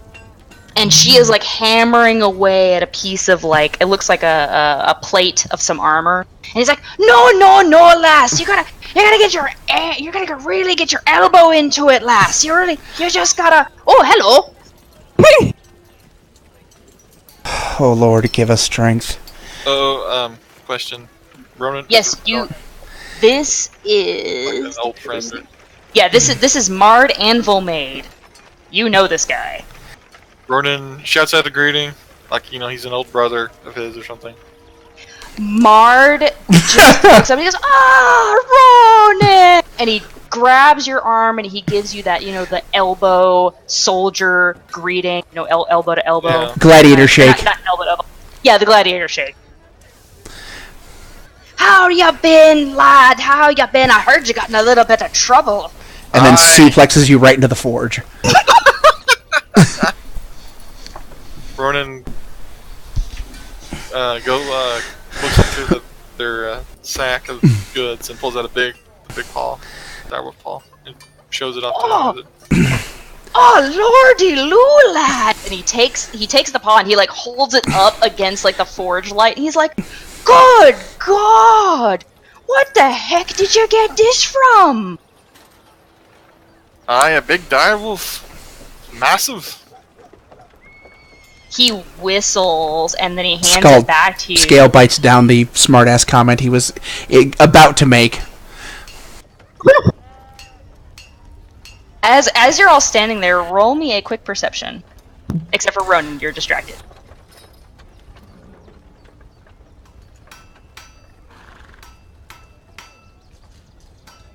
That's a pretty good roll. Are we gonna perceive that the tiefling's about ready to murder him? No, I'm kidding. No, actually, she has set the hammer down, and she's actually leaning back against the post and is watching y'all. Like, not meanly. She just seems to be like, oh, he's not yelling at me, so I get to take a break. A brief flash of smile number 7. She returns it. Man, tiefling buddies. She's very skinny for a tiefling. Like, especially one who's working with a blacksmith. Oh no. Scale is skinny for a male tiefling. Fair enough. They seem to just think that like tieflings are like male tieflings are like built like wrestlers. Yeah, I noticed that when I was trying to find pictures for a certain other NPC. I could not find a good NPC picture for this chick, and I was actually quite pissed about it. So Scale would only be skinny by like their standard, male beauty standards for a male tiefling. More elf built than human built. Well, fucking a lot of the art and descriptions put male tieflings like fucking, like heavier than human built. Scale. Right, right. Scale. It's more elf built than beefcake barbarian. Right. Okay. Maybe they're making assumptions about what kind of. I mean, he's still decently strong and everything, just not, he's not built like the fucking Rock. That's fair. Kate, what would you roll since you are a celestial being? You would have. Oh God. I would have what? Would it just be knowledge arcana then, or knowledge religion? For what? For knowing what kind of devil she is. No. Religion, I think. No, well, planar stuff is arcana, isn't it? I could see either, I guess. She hasn't really If you don't spent care a lot enough, of. then She hasn't really spent a lot of time fighting shit, so she wouldn't know. I don't Fair think. enough. She spent most of her life on a ship. Unless her deva's like riding around in her head pointing shit out. not actively, no. Okay. All right. Well, in the meantime. Kill that one. No, not yet. All right. Well, Ronan and Mard are catching up. Like, you guys are old good buddies. In fact, he used to be the quartermaster, so you definitely know him. Okay. So you guys are just catching up. You shooting old army shit. buddies. Yeah. Which they means are we old got army about buddies. 45 minutes to kill before either of them notice that we're even here. So while they're talking, if you want to talk to the tiefling, she can also help you guys out. Since Ronan is now distracted. Cool. sure, why not? sidle over. So, if we were here to conduct business, do we need to wait on him, or is there someone else we can speak to? No, I can help you. Oh man. East Coast accent, I love her already. Sexy, vaguely Eastern European accent?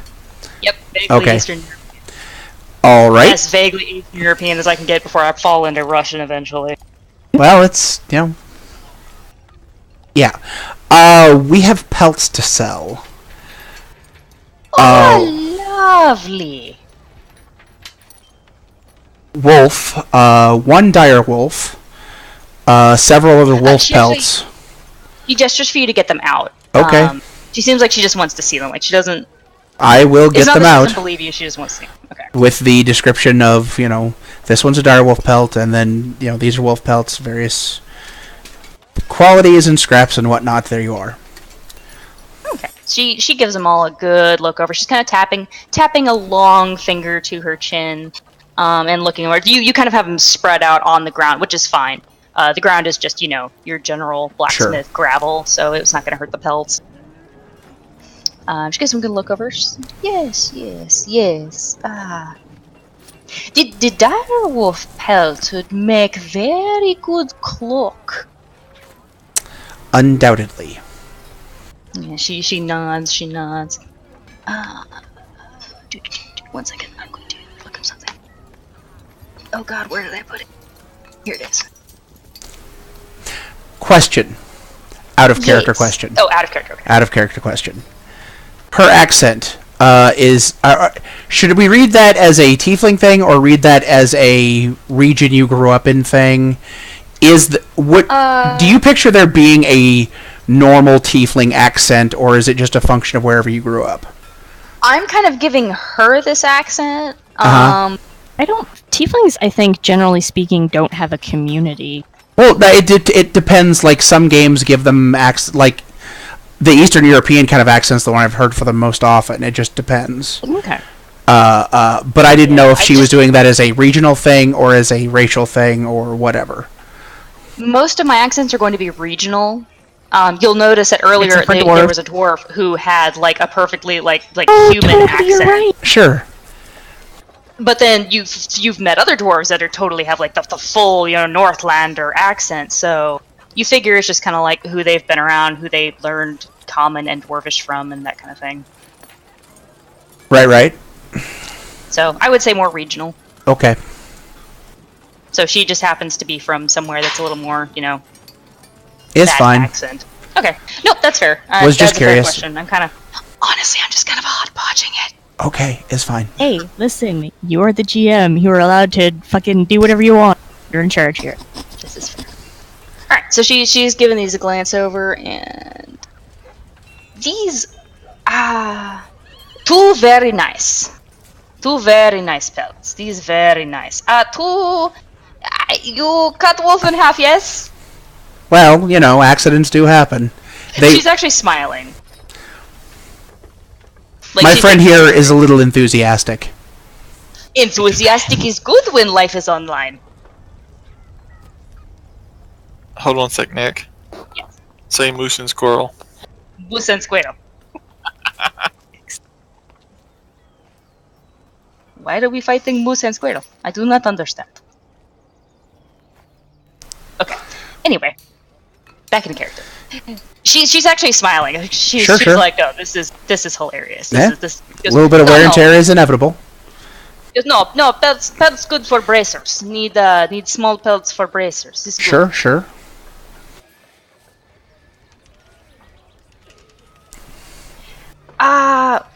This one.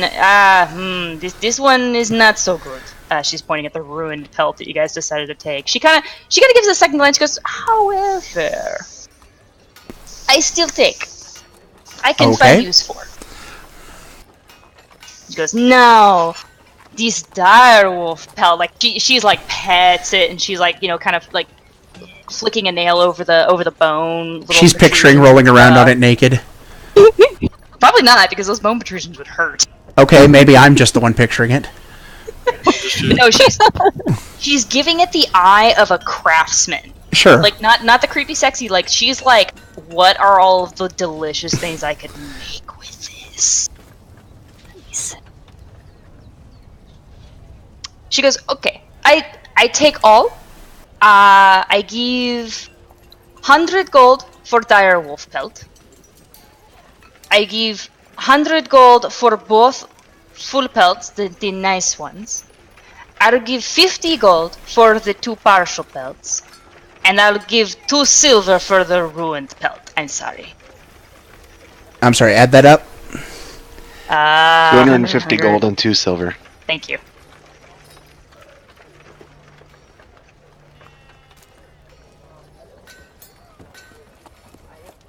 Make it 280 and I'll throw in this nice short sword as well. That is just a regular ass iron short Yes, sword. no, it's not worth as much. I'm also just bargaining for more. Roll persuasion. It's probably rusty, I imagine. No, actually, it's not rusty. I repaired it. Of course it's not rusty. True. Yeah, I believe mending removes rust. So Yes, it It's does. in good Yeah. condition. is that 19 the one? Okay. Yes. Okay, let me roll her insight. Well, What'd you offer? She offered 250 and 2 silver. You offered 280. Yeah. 240. I will blink for a moment. You realize that's less than you offered us the first time, right? Wait. Oh, I'm sorry. 260. 260. Jesus. My apologies. I have common not good. Totally using that as an excuse, isn't she? Shifty eye. I actually forgot how much I said like 10 seconds ago. Snooze. Best DM. I have like 5 tabs open. Okay, give me a break. 260. Let's see. Did we? Sorry for the aside here, but did we get her name at any point? Nope, she has not given her name.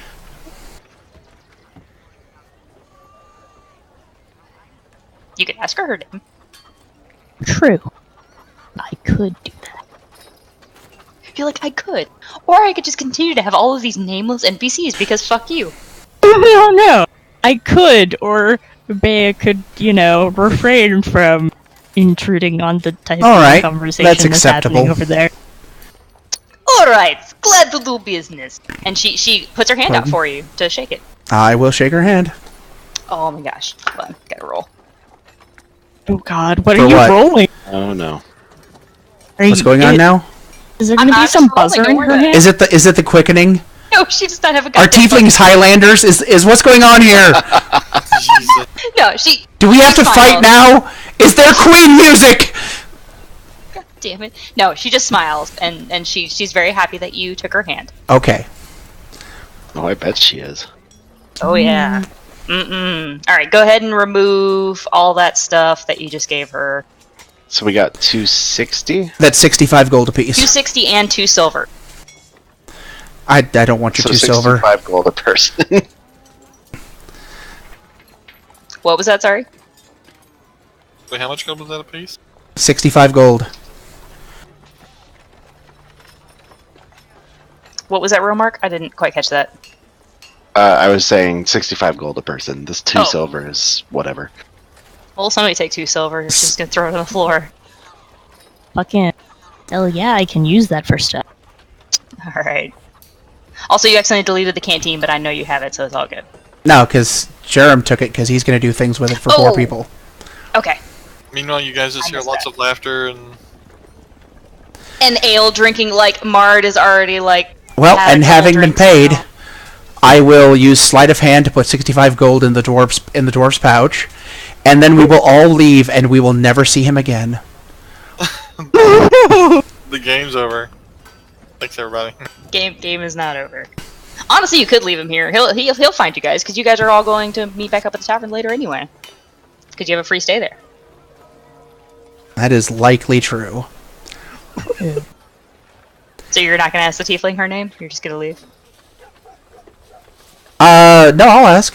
I'll introduce Actually, I will introduce myself. I am Scale. Scale! I am Woe! Of, from whatever place of that back in the east I'm from. I forget the name of it. Russia. No. Siberia. What did she say her name was? Ephria. Whoa. Whoa. Whoa. Whoa. Whoa! Whoa. I typed it in chat. Yeah, I She actually... Yeah, you're confused look, Ibby, I'm gonna do this in character because I'm gonna have you give like a super confused look. She goes, oh, like sorrow, sadness, woe. Trouble. a nod. Despair. Yes, all of those.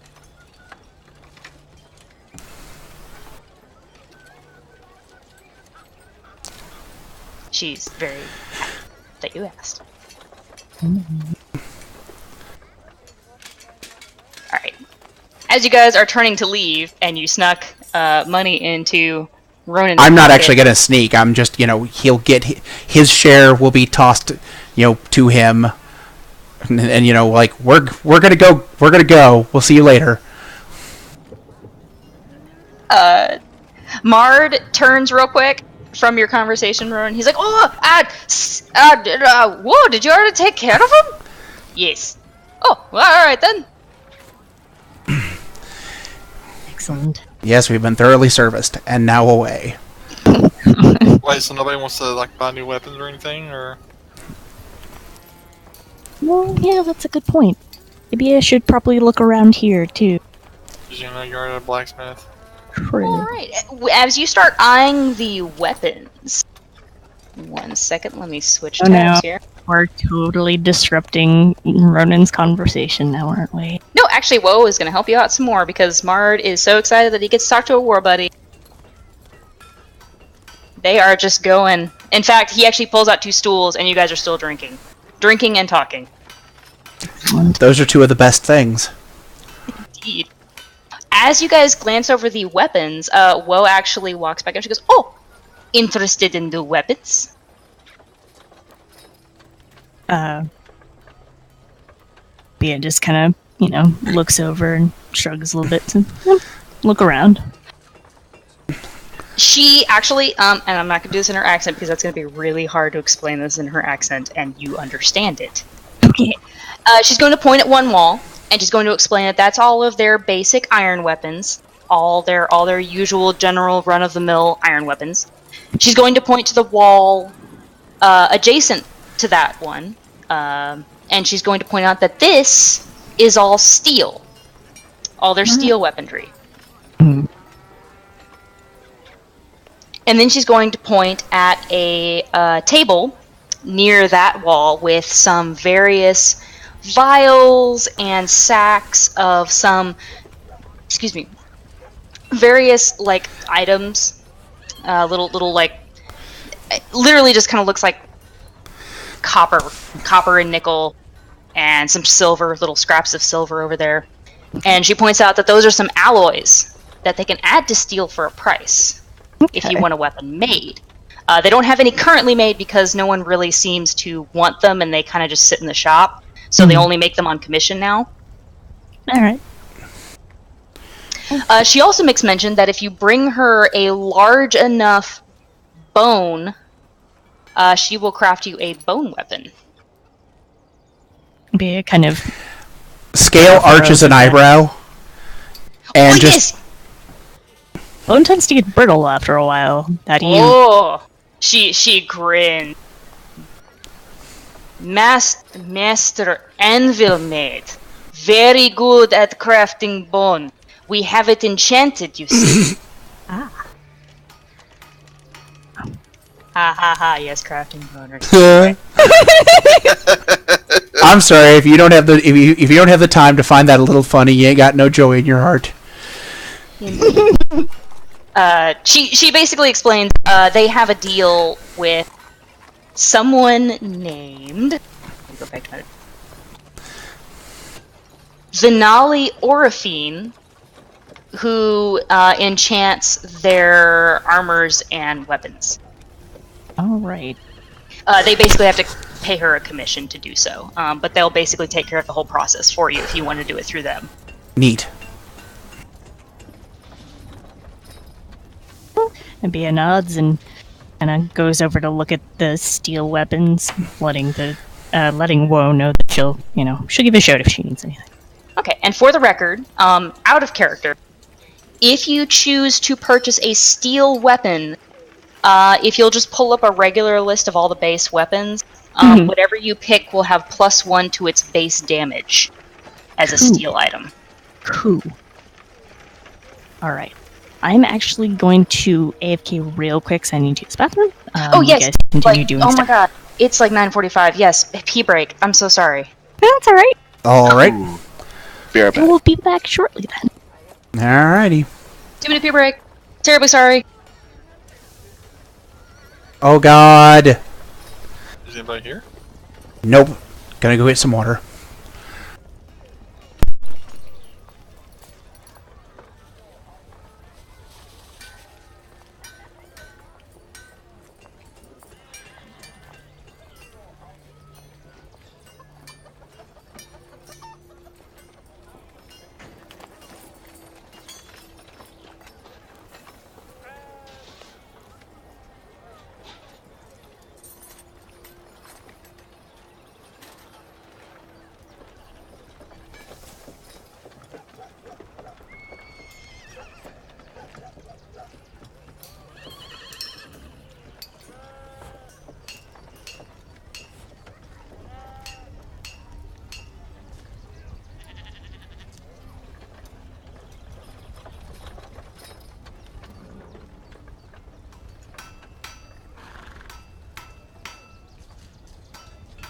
I'm back.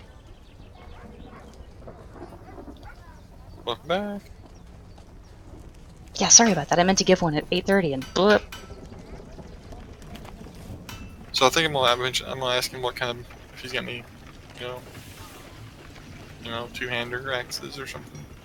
Probably, yeah. Just pull up the list of weapons, and basically it's going to be the cost of the original iron weapon plus percentage that I'll figure out when you tell me what you want.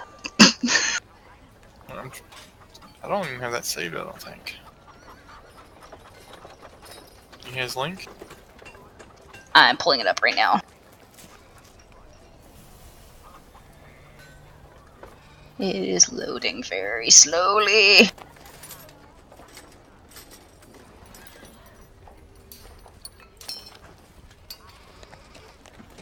God, get better internet. Jeez.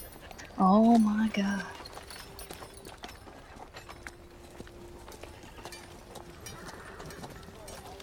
Okay, yeah, here's all the basics.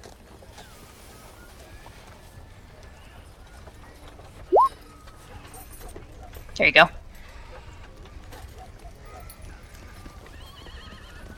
And basically any of these made out of metal is what they have here in the shop. Really? Yep. Made out of steel. Anything here made of metal. If it's made of wood, then you're gonna have to get it from a different shop, and she's actually going to tell Jaharim that when they get gonna it. buy a wood axe. Oh, not from here anyway. Let's see. I'm back. Welcome back. What's up?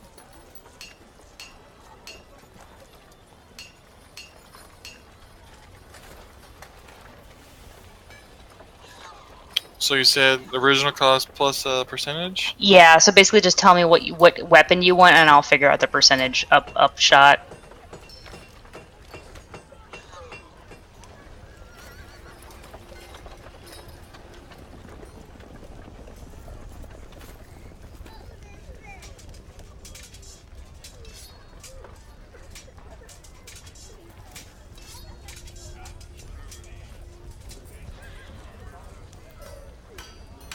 Do.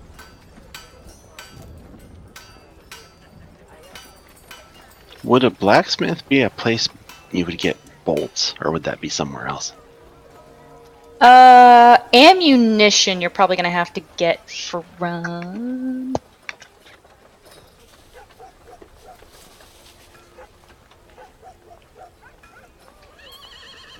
Actually, no, I'm going to say you can get that here. She just doesn't have any out. You might just have to ask her.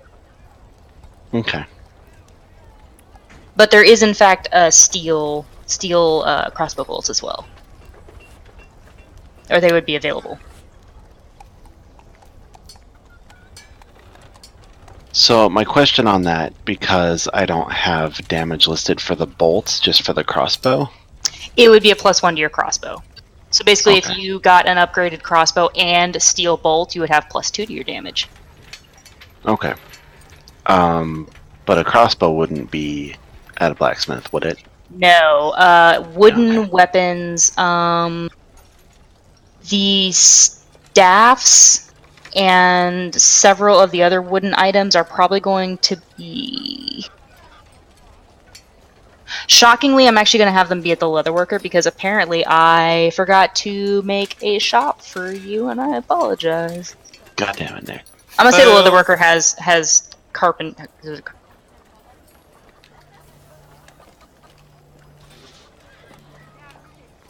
Done.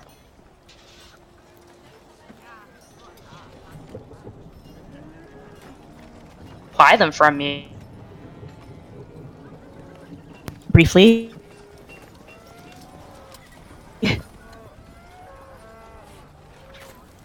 Katie.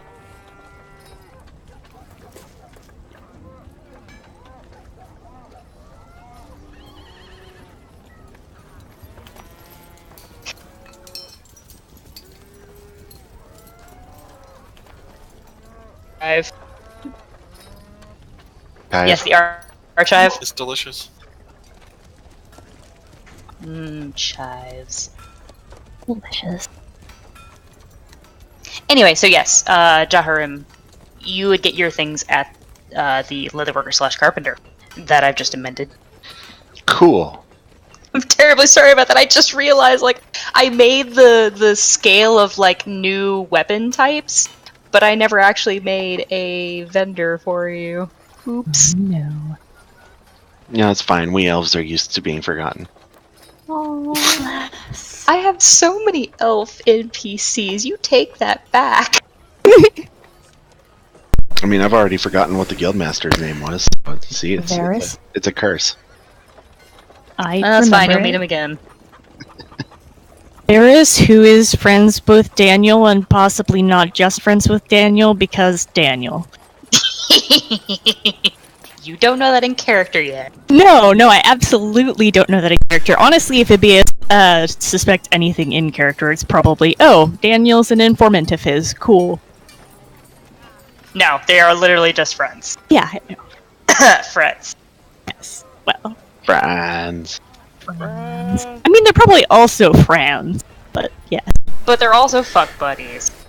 Well, Those are the best kind of friends. that's Daniel. Like Some people make love to other people with their mouth. It's the friendliest thing you can do. Bro jobs. Oh, Oh, God. dude. I shoot. did at least. I'm gonna go get my popcorn real quick since we're on break. Be right back. Popcorn. Roman, I did actually put a tailor in though. At least I did remember to do that. Cool. In fact, actually, just really quick, I'm going to. I know Kate just left, but that's okay. Real quick, there is. This is the places you have. In the Merchant District, there is the Guild Hall. There is a Temple of Trade, which is basically like a temple of all the trade gods. There is a bank. There is the tavern. There is an alchemist. There is the blacksmith and armor that you're at. There's a leatherworker and carpenter. The purveyor of magical goods. A tailor and inscriptionist in the stable. Okay. There you go.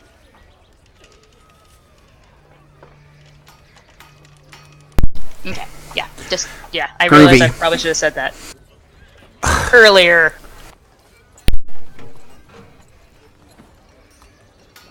Anyway, so, I put a link in the thing to a list of weapons. Pretty much anything made of metal and ammunition is going to be available at this shop. If you are choosing to buy a new weapon. So, steel, right? That's his highest quality. You could also get commission and alloy steel. And if you want the stats on that, I will explain them. How long If you purchase... Oops, sorry. I was going to ask how long that took. If that would require A day. Be 1 day. 1 24-hour period. Tempted They work to quite have a fast. Sell off my. Since I'm kind of just rushing in for battle, sell my 2 iron hand axes that I'll never use. How much more expensive is a steel weapon than an iron one? So tell me what weapon you want to buy, and I will apply the percent upcharge and tell you how much it is. And you can just do that out of character, and I'll tell you how much it would be. Out of curiosity, Yes. how much would it be for a steel longsword that was nice and fancy, and had nifty extra work on it and looked all cool and? Well, extra work's going to cost you more, but just a steel longsword, it's 15 gold, so I'm going to say it would be 22. Okay. I should probably actually write down this damn percentage instead of just guessing off the top of my fucking Is head. masterwork still a thing? Okay, so yes, but I would have to make up on the fly how much extra that would be because I don't want to look it up. Yes, I want an can look it artisanal, bespoke longsword. I cover level 2. We're already wanting fancy shit. Yeah, Kate, if you could, what's a masterwork longsword cost? 1 sec. I think it's 100 gold upcharge. It used to be something like that. You know what? We're rich, so we can do that. Yeah, you guys are fucking loaded right now. People apparently pay an assload for stuff.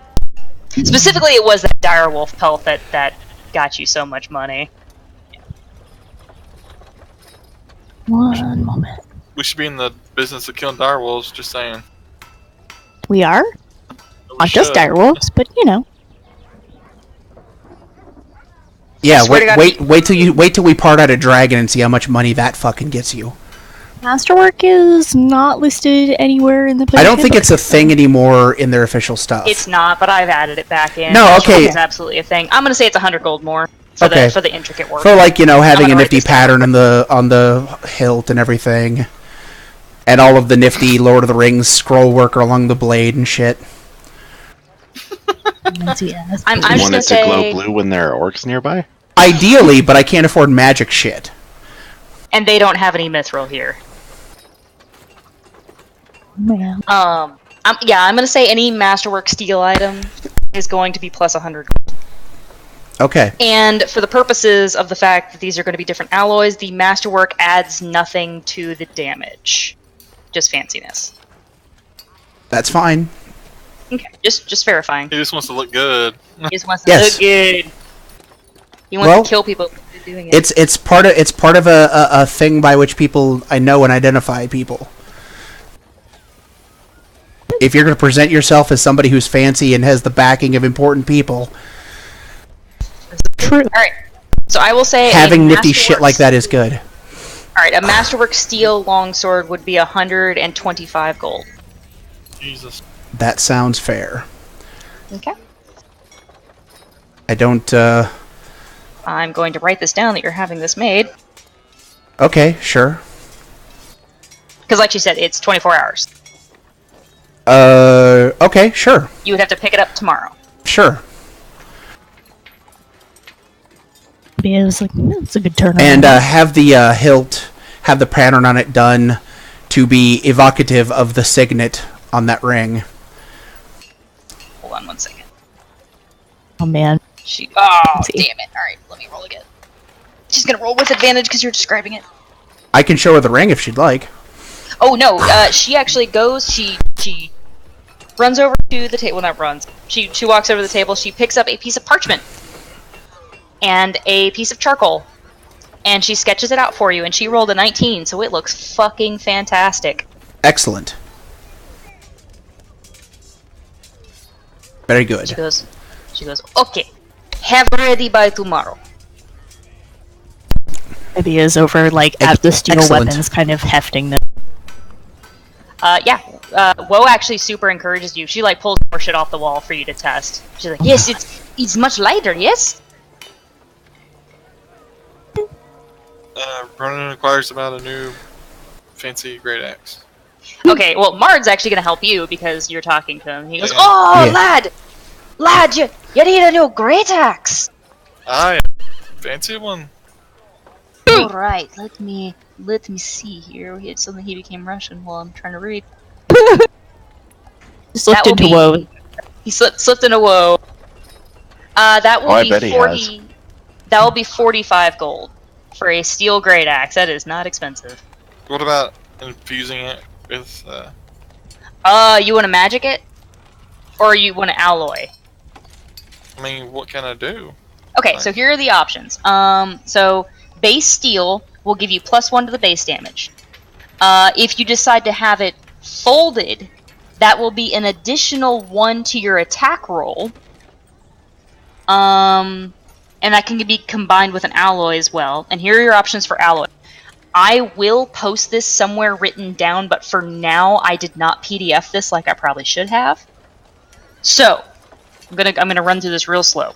So a copper alloy steel is going to be an additional +1 to your base damage. A nickel alloy steel is going to be an additional +1 to your base damage, and it is break resistant, which means there is a 25% less likely to break on a crit fail. Ooh. Silicon alloy steel is an additional +1 to your base damage and an additional +1 to your attack roll. A calcium alloy steel is going to be an additional +1 to your base damage and more break resistance. It has a 50% less chance to break on a crit fail. What's that cost? That's going to be real expensive because you don't have any bone left to give them to grind up. Well, just how much? Let me do the last one real quick just to give you Alright. all of them real quick, and then I will tell you how much. And then you can get a silver alloy steel, which is +1 to your base damage and advantage to attack roll against were creatures. And because it is a silver alloy, not alchemical silver, you do not take an attack roll penalty to non-wearers. Ooh, Cool. what's that? So those are your alloys. It'll run through them again: copper, nickel, silicon, calcium, and silver. For the, as you asked for the, and one additional thing, I'm sorry, I should have mentioned this. The silicon alloy steel can only be used on finesse weapons. Okay. Because they'll I wasn't be really bouncy. interested. I wasn't really interested in that one. So. it's spring steel. If you put it on a battle axe, it'll just fucking break. Alright. So you wanted the calcium alloy? No, I just want to know how much are we talking? Okay, for that one it would be, what's the base for great axe? 10 more gold than all of us have combined. Hang on. Alright, great axe is 30. Hold on, I gotta do a little bit of math here. Hold on. Remember how Nick said it would be crazy if we spent all the entire time shopping? It would be 560 gold for the calcium. Fuck me! Yeah, I can't afford that one right now. If you just wanted to do steel, just a steel greatsword, that would be, or sorry, great axe, that would be 50 gold. And if you wanted to do a folded steel great axe, that would be 120. I'll take that one. Okay, folded steel. Let Yeah. me write this down. I should probably write this down better than on a piece of paper with a pencil, but What was You it? have- One. You have so many things on your computer for writing things down. yes, but I have so many tabs open looking at other shit. Stop watching porn and focus on I the game. don't wanna. Can't make me. It's true. It's damn I true. will watch goddamn porn if I goddamn want to. No. Guys, I'll watch it even if I don't want to. She has to have the porn running, otherwise she's going to kill all of us every time we derail or talk over her. That's fair.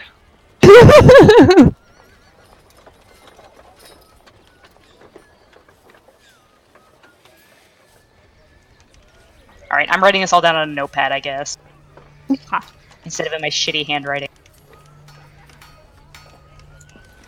Listen, I have a stack of paper. Well, not even a stack, just kind of a messy pile of papers on my desk that I've written shit on. I gotta go through it.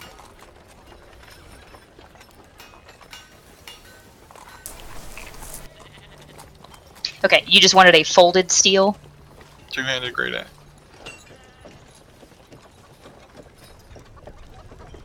Did you want to trade your two hand axes? That would lower the price. Yes. Okay, how much our hand axes. Like, why do I have an extra iron battle axe? I don't remember buying that. May have taken. I don't know. Hang on. Is it the 3 weapons or the? You Might have gotten it from your background or whatever. okay? So the way your thingy works is you have 2 iron hand axes. You only have 1 iron battle axe, but I had to write it up so that you could use it one-handed or two-handed for the battle roll, for the attack roll.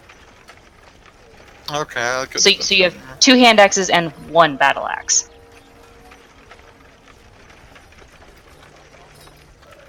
Yeah, I want to sell the 2 hand axes. Okay, sell 2 hand axes. How much are hand axes? Where the fuck are hand axes? For clarity, you could probably rename the weapons to like battle axe 2-hand and battle axe 1-hand. They are. Oh, okay. That. Oh, okay. I just couldn't remember how. Okay. That happened. Okay, It's hand a- axes are only 5 gold, so 2 of them's 10. So he'll give you 5 gold for them because it's half since they're used Okay. So and normal iron. So how much did I tell you it was? It was 150, I think. And it's 145. Yes. Do you want to get rid of your iron battle axe too? Yes. I won't need it in the city while I'm waiting on the sucker to get made. Iron battle axe will be another. Wait, did you say battle axe or great axe? Great axe, the 2-hander. Okay, the heavy 2-hander. Okay, just checking. Okay, yeah, he'll take your battle axe too. It's another 5 gold, so it's only 140. And because he likes you so much, because you're war buddies, he's gonna knock off another 5 gold. Because he likes you for some godforsaken reason. Rude. Dwarfs are horrible dirt creatures that know no better. All right, and those will be ready tomorrow, and I'll write up all the stats into your player books for you. Okay, I did write down great axe. Okay, just double check. Didn't want to write down the wrong weapon. Okay. So, Scale's gonna have a masterwork steel longsword made. Did you already take the gold out of your log? I didn't. Oh, please do that. But you said it was 135 now? 135 for you. Okay, and then you're getting a folded steel great axe. Okay, did anyone else want to look at stuff? Yeah. What do they? Also, for the They record, just I have have the. 2 laptops right now is what I'm working off of. I've got all of my Google Docs open on one laptop. I've got Roll20 and a couple other things open on the other one. Yay. Nick's already working with 2 screens, is what she's saying. But it's 2 separate computers, which is worse. Oh no. Anyway. Anyway, yeah. So, as far as what's on the wall for rapiers, it's just a steel rapier, yeah? Yeah, a plain steel rapier is what they're selling on the wall, but she can make you, a commissioned one. Or Mard, actually, would probably make the rapier, but... Well, she's gonna heft the rapier. Okay, Has a gonna good take the feel. steel one. Oh, heft it? Yeah, no, it feels great. Alright, yeah. She's just gonna take it down, kind of offer it, flip it in her hand, offer it hilt first to Woe, and say, I'll take this. You're just gonna take the straight steel rapier? Yep. Okay. She's gonna take it over to, like a little, wooden box.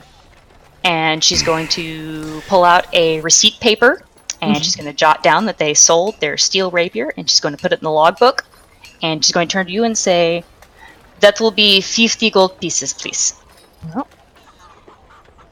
maybe we'll count that out, and as she's doing so, she'll ask if they have a scabbard for it here, or if that's something she needs to pick up elsewhere, and if so, where would they recommend? She laughs. She goes, oh, I'll go get it out of back. Alright. So she takes her Out 50 of whose gold. bag? Woohoo! She goes in and she puts your money in the little coffer and closes it up, and she tucks off to the back, and she brings you a lovely but plain black leather scabbard for it. Okay. Yeah, all the stuff on the wall comes with a scabbard. Your custom stuff you will have to get your own scabbards for. Okay. Okay. Well, the man, straps that onto her belt.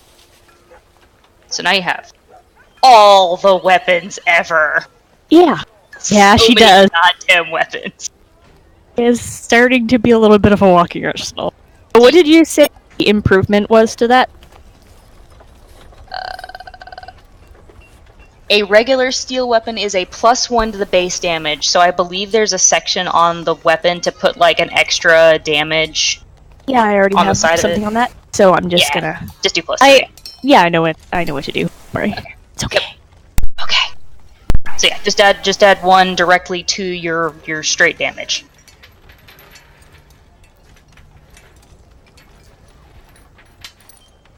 Okay.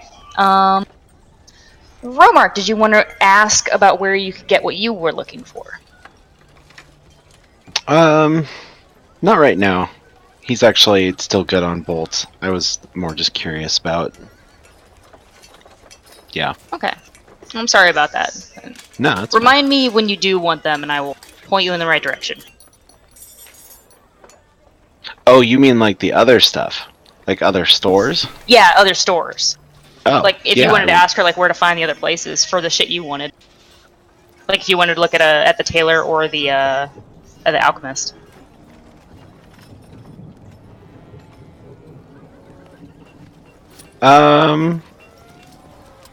Yeah, I mean, he would probably like to go look at all of those. Okay. She kind of walks out to the little courtyard area, and she points directly across the street. And basically like across the street, back the way you came, is where the tailor is. He's actually right next to the purveyor of magical goods. The alchemist. Alchemy. Is Alchemy. She turns and points in the other direction, and she goes, "It's by canal. You not miss." All right. And the leather worker? Oh, Daniel. She points. Where the fuck is it? She points up towards the Commons district. He's like right on the border of the Commons district. I will mark all of those on the map in 1 second. God damn it, wrong mouse.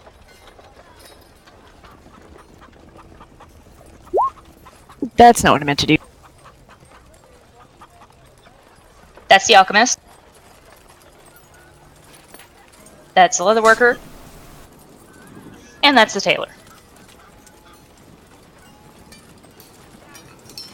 Oh, that's unfortunate. Rolled a 20 to hit, and that's not even a roll I'm using. Right. Hey, at least not doing what the other YouTubers I've been watching play D&D. They have advantage on all the time and constantly roll 1s because it's going through, the other roll on the other side. It's like it does not occur to them to turn that off, and maybe they wouldn't get some shit rolls.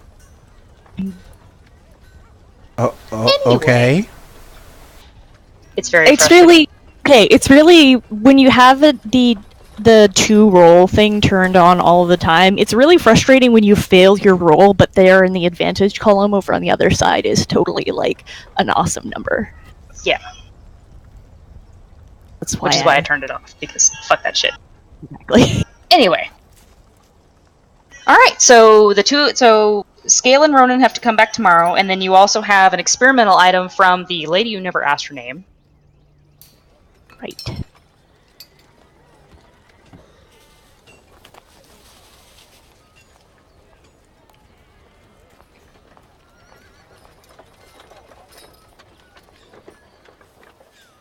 Okay.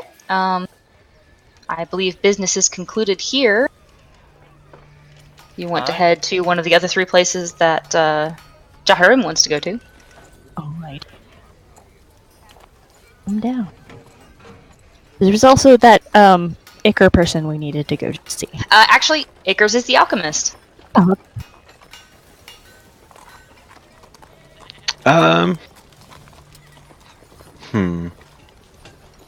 Oh, Celie, I'm going to tell you, you're going to spend your most time at the alchemist. So. Right. So I was actually thinking go there last. So yeah. Okay. Maybe Closest start would be the at- tailor. Yeah, start at the tailor, then go to the leatherworker / carpenter, and then down to the alchemist. The last minute, totally not accident. Oops. Uh-huh.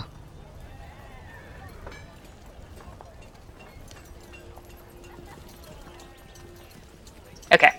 Alright, you head over to the... You bid Marg a hearty I'ma just sit goodbye, here and eat my Ronan. pound of salt. Eat your pound of salt that you haven't tried to sell to anybody yet. You And need you it from me? make... I'm keeping my fucking pound of salt. You guys can't sell that on me. It's my first job payment. I'm kidding. I was gonna say, if you want to, just take it out and make it only 3 and put you a pound of salt in your bag. Anyway. Alright, you head over to the tailor. Alright. You pass back by that same shop, because now you've seen it twice. It's just a lovely kind of nondescript plain building. I'm gonna turn off the blacksmith noise, because you're moving away from them. Yes, add the sewing noise. I don't have any other, like, shop ambience. Like, all the shop ambiences really suck. Just every 10 seconds or so, somebody goes, ow, because they pricked their finger or something. Like, okay, there's actually one for a library, and it's literally just a page turning, like, every, 3 minutes or something. Otherwise, it's, like, dead silence. That right there, Nice. that's my club jam. Alright, anyway, so you go over to Taylor. It's, nice little place in one of the large windows. Which, actually, I don't know if that would shock any of you guys that there's windows everywhere. This place seems to be, fairly high-end with windows and whatnots. Anyway. Big window shopping, lots of lovely robes and dresses on display. Lovely silks. Very nice. So nice. Okay. Yeah, Shaharim would enter the building. No bell, shockingly. Every other place seems to have a goddamn bell. Reflexively, No bell, I make a dead ringing silence. noise when I go through the door anyway. What was that? I make a ringing noise when I go through the door anyway. I'm scared of change.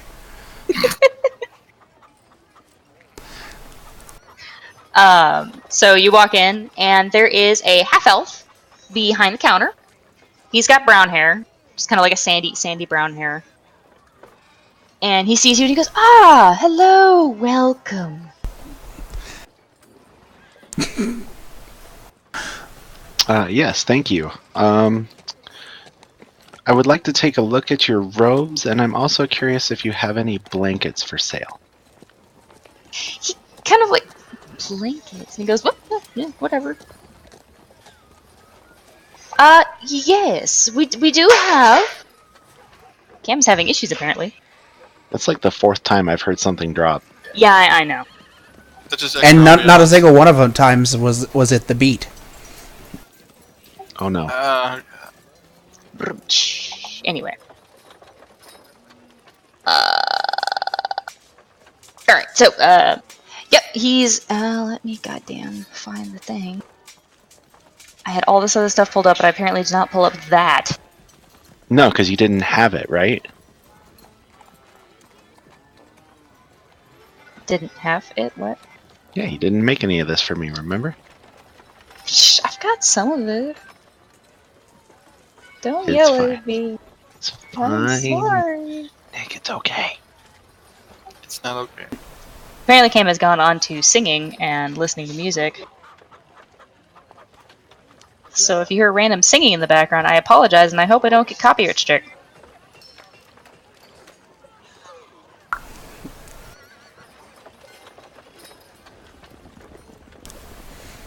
Wow, this is not opening.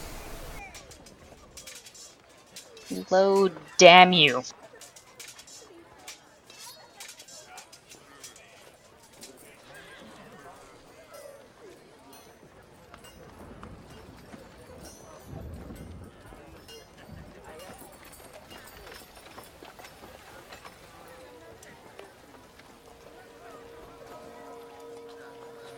Oh my god, this is not fucking. Fuck you. Open a goddamn tab, find someplace else.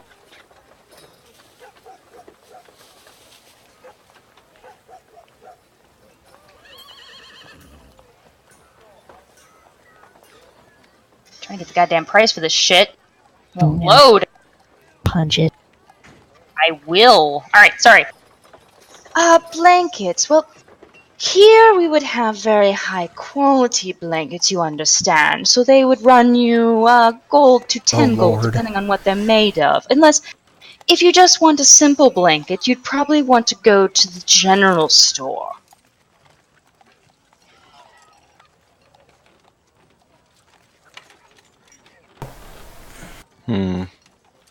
Perhaps simple blankets would be better.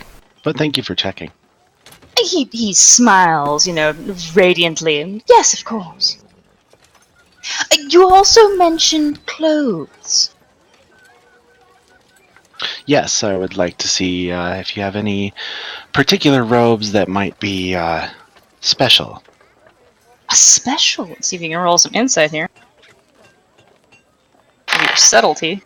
He rolled an 8. Are you looking for perhaps finer clothes for a party, perhaps? Or are you more in the, he glances at your companions, the adventuring type? Just the adventuring, I'm afraid. That is no worry, no worry.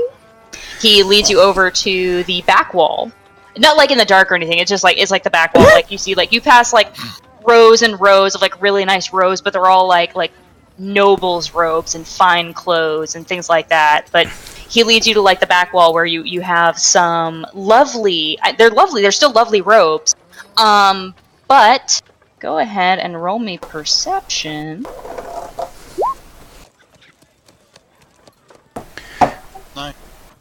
Damn. You don't even have to touch these. You know these are infused cloths. They have basic bonuses against various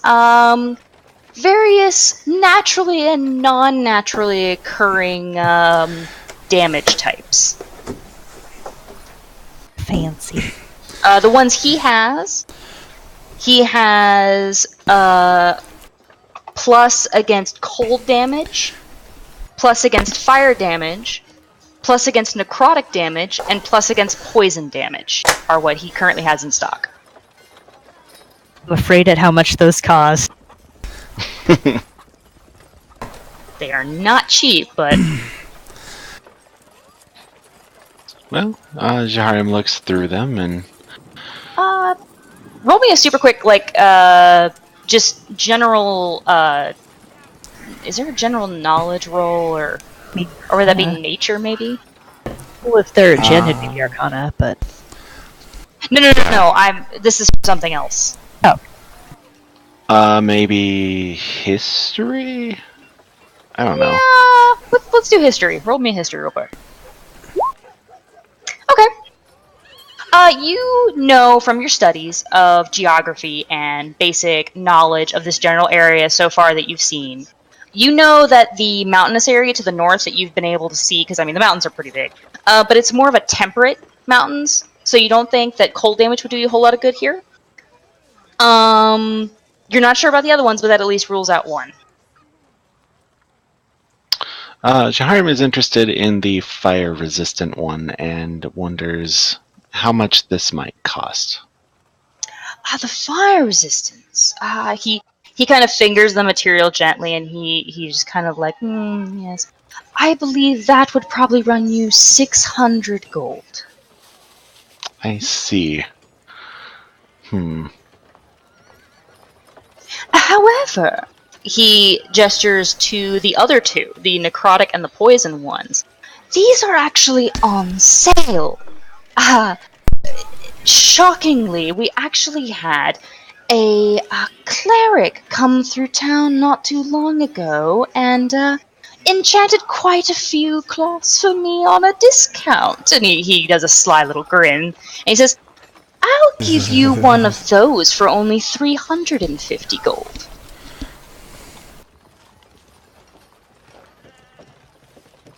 Meanwhile, Abe is just looking around in the background at random shit. I'm afraid that's still a little out of my price range. Well, perhaps you have something to trade.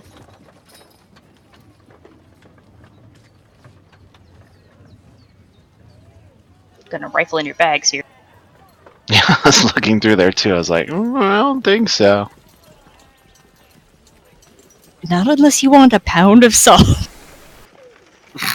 You don't know. I mean, sure. You don't know what this man wants. He obviously All right. for some goddamn. How many skulls is this going to take?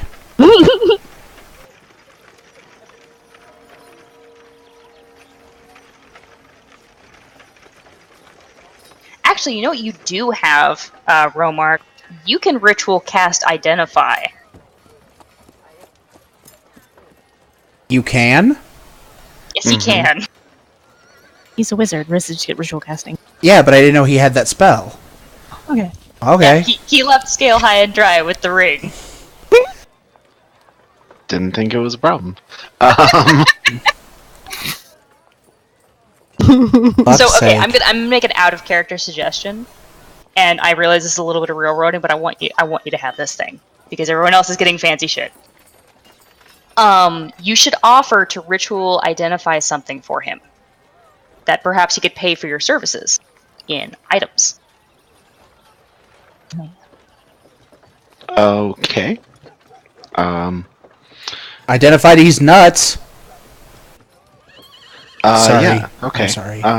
Jarim would offer, or, well, request that perhaps they could trade if he used some of his magic to help him out. He taps his chin and is going to roll. Okay. Roll a percentage die here. Ooh. Luck is on your side. Yes, actually. Follow me. The rest of you just wait here a moment. He leads you into a back room, and on the kind of like the workman table, as you walk in, you see like a sewing machine and like a loom, and it's obvious he does a lot of this stuff in house. And as you walk in the back, you see a case, a little wooden case with several quills in it. And he offers it to you. And he says, if you could identify the magic spells cast upon these quills, I would be ever so grateful.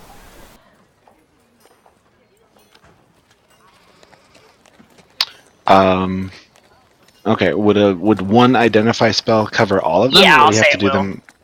Okay. Because I'll say you're ritually casting it, so you take a good 10 minutes to look them over, and you turn them over in your hands.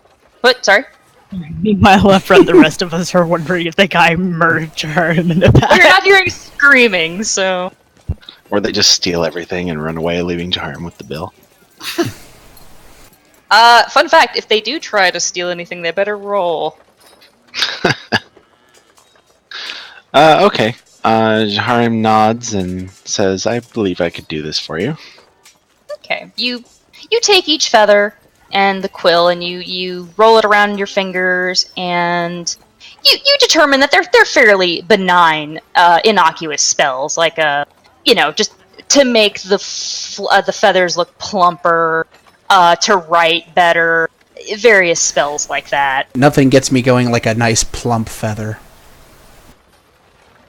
Feathers. Okay. As he identifies each one, Jarim would let the man know and casually set them back in the box. Okay. As you put down the last one, he takes the box back gently and sets it back on the counter, and he goes, "Ah, lovely, lovely, lovely. Those will go so well in my collection. Thank you, friend. I'd absolutely go and select either the necrotic or the poison cloth, and I will ring you up."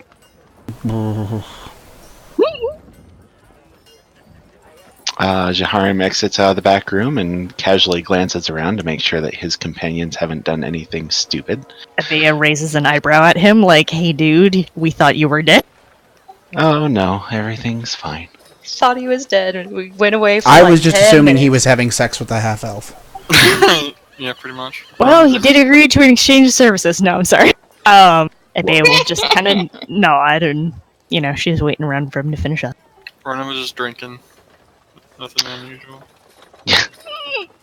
Jaharim would head back to the robes that he saw earlier, and he would pick the necrotic one and head to the Alrighty. counter to have it rung up. Okay. He scuffles out of the back room. He has the box under one arm. It's closed now. And he sets it underneath the counter. And he goes, yes. All right. With your services, that will only be 150 gold, please. Excellent. Jaharim hands over the gold. Lovely. Sets it in this little coffer. And he passes the robe. He gift wraps the robes for you in a lovely parchment. Adorable. Yes, thank you. Yes. Thank you very much for your patronage. Come back now. Of course I will. Back anytime, room. Aww. Alright, you guys leave. He's happy. I will get you the stats on that later. Yeah, for now I'll just write necrotic robe in my stuff. Necrotic robe.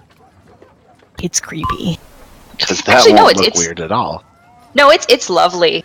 It is a lovely, like, not like a light green and like a gross like fluorescent green, but like a light forest green color with white embellishments. It's actually quite pretty.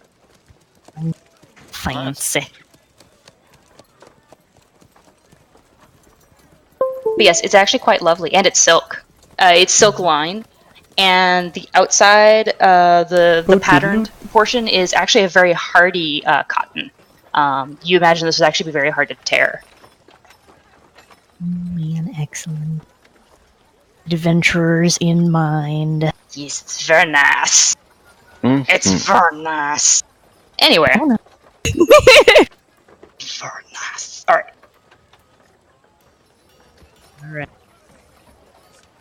Okay, I will get you the stats for that later. Okay. Basically, it's the exact same as your regular robe, just gives you, basically, if you get attacked with necrotic damage, you subtract 1 damage. Sweet. So if you would have taken 5, you only take 4, so forth and so on. Which Alright. can be quite handy. Alrighty. Sorry about the slight railroading there. No, that's fine. I mean, we're pretty close see, to you're not time taking fire anyway. damage right now. That too. Fuck. Alright. For the sake of brevity, we'll go to the... Quick swing to the leatherworker to ask about a crossbow. Alrighty, you walk down the path, and you walk up to the leatherworker's place, and his place is open too, like the blacksmith's was. Holy shit, the storm just came back. Don't Ruh-roh. die, Nick. It's all good. Okay. Okay, you walk in, and there is a... God damn it. I keep clicking on the wrong tab.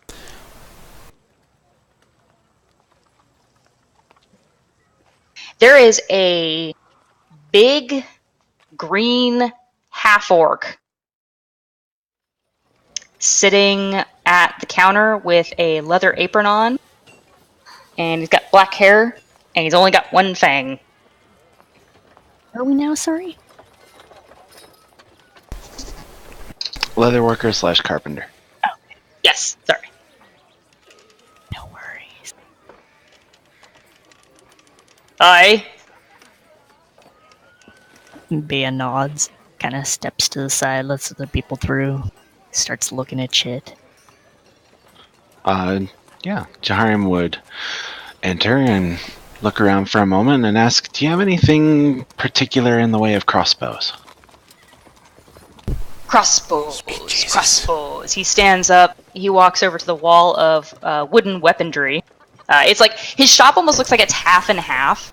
One entire wall is just like clubs and crossbows and staves and other, general wooden created weapons. And then the exact other half of his shop is like leather armors in various forms. Some that you haven't seen before. There's some weird materials. Scales, even. All along that side of the wall. Okay. You have wood crossbow now. Yes, just Is a it the simple tiefling again? light What's going crossbow. on? I'm trying not to. Nick's trying to come up with different accents for everything. And just and tearing I can't her do deep, hair. gruff voice very well. Get yourself a voice changer. Cam is too drunk to assist me in That'd be this great. right now.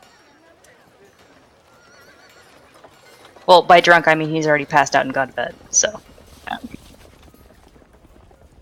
Night Cam! Super belatedly.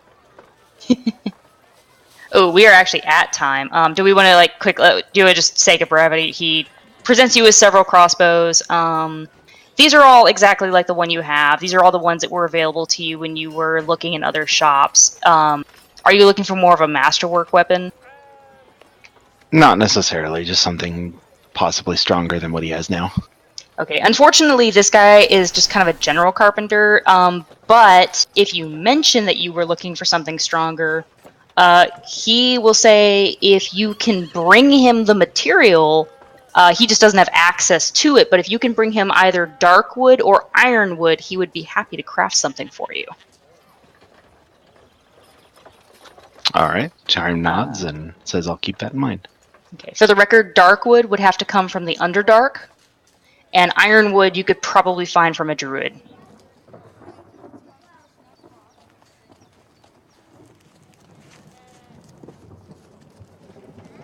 Oh man. If you want to just jot that down. That. Yep, already done. Okay. And then for the sake of the fact that the alchemist is going to take some time out of character, we can stop here and pick up next time at the alchemist shop, or we can keep going if y'all are willing, but I'm thinking it's 10:30 and people are done. Yeah, let's call it up. Okay. Fine by Works for me. me. And you said we wouldn't spend all night shopping. Yeah, well, that was my bad for letting you guys have way too much fucking freedom. But I also wanted you guys to get a chance to actually RP with some of my NPCs and shit, so it technically wasn't an entire night of shopping. I mean, you were also... Honestly, Playing characters. if everybody's having fun, who cares how much time we take shopping? Pretty much. Indeed. Plus, I I care. had to work out. I went through 2 bottles of water for the record. Yeah, I've been drinking a lot of water myself. Same, only whiskey. Nice, what kind? I'm lying. I'm a terrible liar. Should drink whiskey. I should. No complaints here. Get you some fine Kentucky bourbon. Bookie. We will crowdfund some whiskey for you. Whiskey. I'll say liquors take longer than beer, so... Mash starter. It's a But, distilling we'll, joke. Never mind. Lol. Oh god, okay, yeah. Throws I self gotta into know. river. And Distilled my beating heart. Floats out to sea. No. Is eaten by Sahagwans. For the record, Romark, you're gonna have an easier time finding ironwood around here than darkwood. Well, yeah, absolutely. Dorkwood. Is he gonna have to, like, cut the arm off of a druid or something? No, basically, if you just ask a druid, they can point you towards, like, a sacred grove where you could... Oh my god, get is that what happened to Abia? Did somebody take her arm for components? Is someone wielding your arm as a crossbow somewhere? Yes, absolutely. Actually, I was thinking about that, Nick, and It's holy damage. a good Yes. a good explanation for why she's not sailing anymore and how she lost her arm is her ship may have gone down. Yeah, but that doesn't explain why your captain's still alive. Or are you just saying, like, the ship went down, Well, but everyone because you haven't survived? chased him down and strangled him to death in the belly of a whale yet. Because the captain's a fucking coward. Did we ever establish her captain was still alive? You did.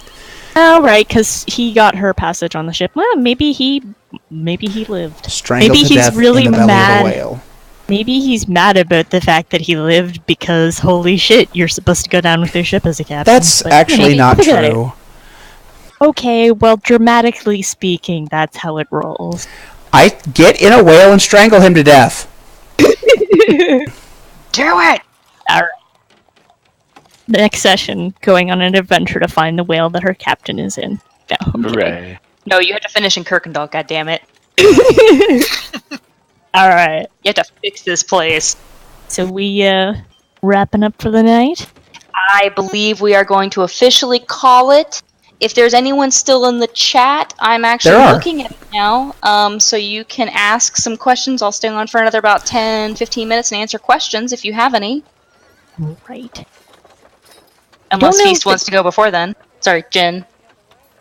I don't know that I'm fine. she's Do what you in need. the chat anymore, but I know Poison was talking earlier about he's also running a D&D campaign that I'm in that's not being streamed. But she's like, man, I need to get myself some maps. So I was like, Nick Poison might is have some not resources still for you. watching. Yeah. My resources involve stealing shit off the internet and praying it's not copywritten. Oh, speaking Throw of! up your thing. Yes. Damn it, where is it? Oh, Oh crap, did I add it? No. there it is. That anybody knew. Okay. Disclaimer shit. Disclaimer shit! This is the sources for various things that I have shown in the streams. Anything that's not on here that you have seen, I probably either made myself or changed it enough that it falls under fair use. I believe both the maps that you've seen this evening for the stream are the main map I made. I fucking made that shit in Photoshop. It was a pain in the ass. It was awesome, but it's a pain in the ass. This map is from a free-to-use city generator that I colored, Cool. also in Photoshop. Nick's just too cheap to buy the fancy map maker. I am not spending money on that shit when I have Photoshop for free. And it's not even an illegal copy of Photoshop, it's a legit copy. What's the map generator you used out of curiosity? Like, I'm That's a good question because I don't remember. okay. Cool. Uh-oh. That's all right. I had like 10 or 11 that I'd pulled up when I was looking on Reddit for stuff or for sources. It was one of them. So if you just search Reddit, you'll find it eventually. When you find it, it's literally black and white, and I think it's literally just called City Generator. So, good luck. Okay, thank you. May throw that info at Poison if she wants it. Yeah, I might. You actually can edit this because you were helping me find the sources for some of this shit. So, Cool. you could toss that in there if you find it. Yeah, I'm no finding problem. it easy right now. Unfortunately, in this session, we didn't actually show any of the player tokens today, but their sources are all there. Various other characters are not in here until they are introduced, so that there's no spoilers. Nah. Neat. Alright, I haven't seen any questions up in the chat yet, so I'll give it another 5 minutes. Did you guys have any questions for me before we bugger off? Nah. Well, I'm good.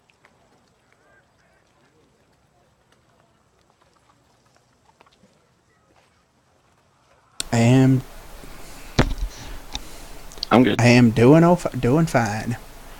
Okay. Other than my horrible attempts at accents to keep like NPCs from all sounding exactly the same. You're fine. I know that European Russian accent was pretty good. Yes, I enjoyed Woe's accent. That was my favorite. And the dwarf. Those are like the two most unique accents I've done so far. Oh, and Granny's gonna come back. I just need tea when I do her. Alright. I forget who had the granny voice. That was the old lady undesirable. Oh, right, yes. Who is dead now? She's not dead. Yep, been Oh, they're harvested all- for parts. Yeah, they're all dead. Spoilers. Not dead. Nick told me the other day. So dead. Oh my god, I did not. You bastard. So dead. Do not fake spoiler, I will stab you. Don't get stabbed, BGV. It's not a good way to go. She has to come here first. Fair enough. Yeah, pretty much. That takes work. Hobo, don't you And do fucking not go dare. to Kentucky. I was gonna say, you don't want to go to Kentucky to stab BGV. It's not worth it. I'm sorry, BGV. I agree. Fair enough. Oh man, I cannot wait for you guys to finally fucking meet some more of these goddamn NPCs that are actually recruitable. What? Oh man. Recruitable to what? Recruitable to your Pause? party. We have open party slots. Yes, you do. Your mother's For a slot. NPCs and other players, potentially. Maybe, sort of, kind of. Dependent on her work schedule when she gets here. Oh yeah. I'm trying to say that Mira might be joining us. Myra. Myra. So actually, Myra, your name is different on different platforms. Yes. And I keep forgetting which one is the correct one. But anyways, said since you guys are still in town, maybe I could join next week if everyone is okay with that, though. Sideways eyes. Oh, No. she might have DM'd that to me, and I did not know she did. It was in the guild Shadow Hall Discord. Oh no. Shadow Hall is a guild that most of us belong to on World of Warcraft. Thumbs up. Bums up. Yes. Myra, if you're still in the chat, we'll talk. If you're not, then I will PM you later. I just have to, like, make your character sheet and shit, and then work you into the story without derailing too horribly on the particular line we're on. She's an assistant at the alchemist shop and is like, teach me your ways, senpai. Well, there's your next big arc is soon-ish. But I don't know if it's going to be directly after this particular section is done with the shopping being complete just yet. Because you guys still need to pick up all your shit tomorrow after it's been, finished, commissioned, and we have a lovely little scene at the tavern to have. So we'll see. Is it a sexy scene? It could be.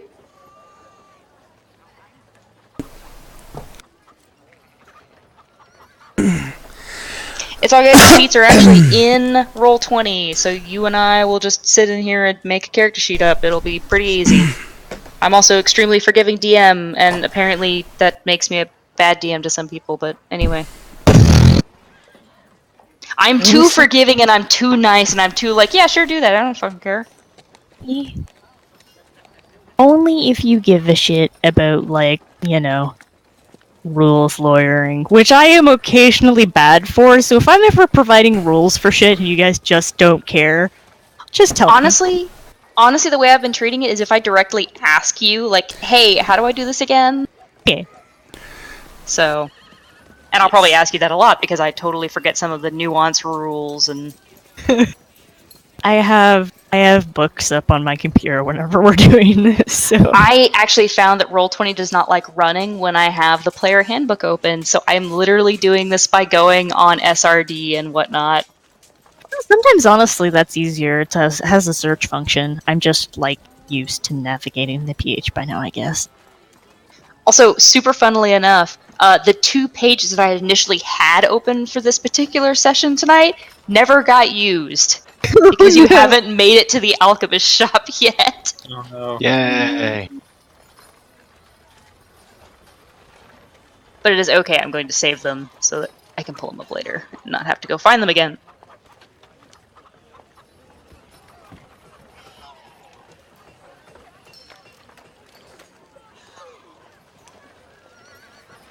For the record, anyone still in the chat wants to know, Don John, Donjon, has amazing various fantasy and Dungeons and Dragons search engines. Yeah.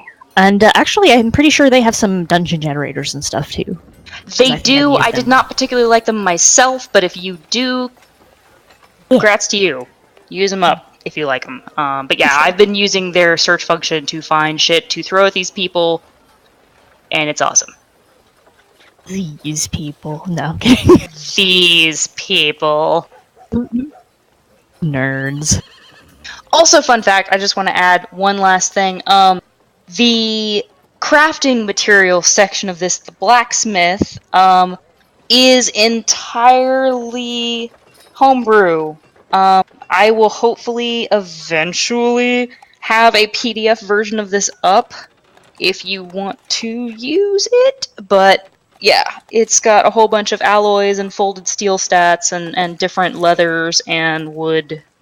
It does have the basic normal shit you can find in D&D, but I don't know if the stats are exactly translated correctly. I kind of was just trying to make them more readable to me because fuck the giant paragraph in the player's handbook.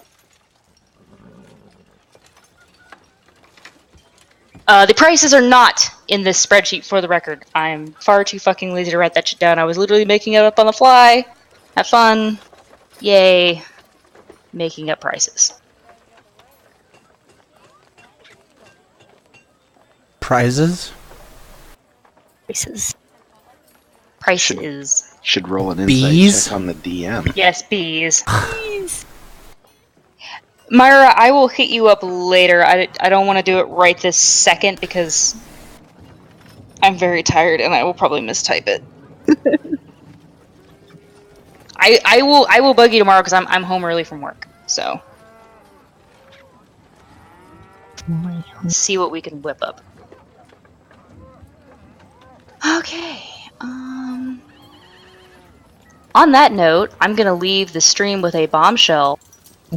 For those of you that joined us and met Daniel Thornhewn, eventually later in this campaign, should it continue, you will be meeting more of his family.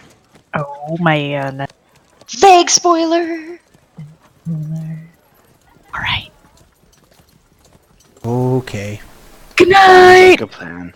Good night! Good night. Thanks for joining us. Alrighty, thanks for joining us. Have a good time, everybody.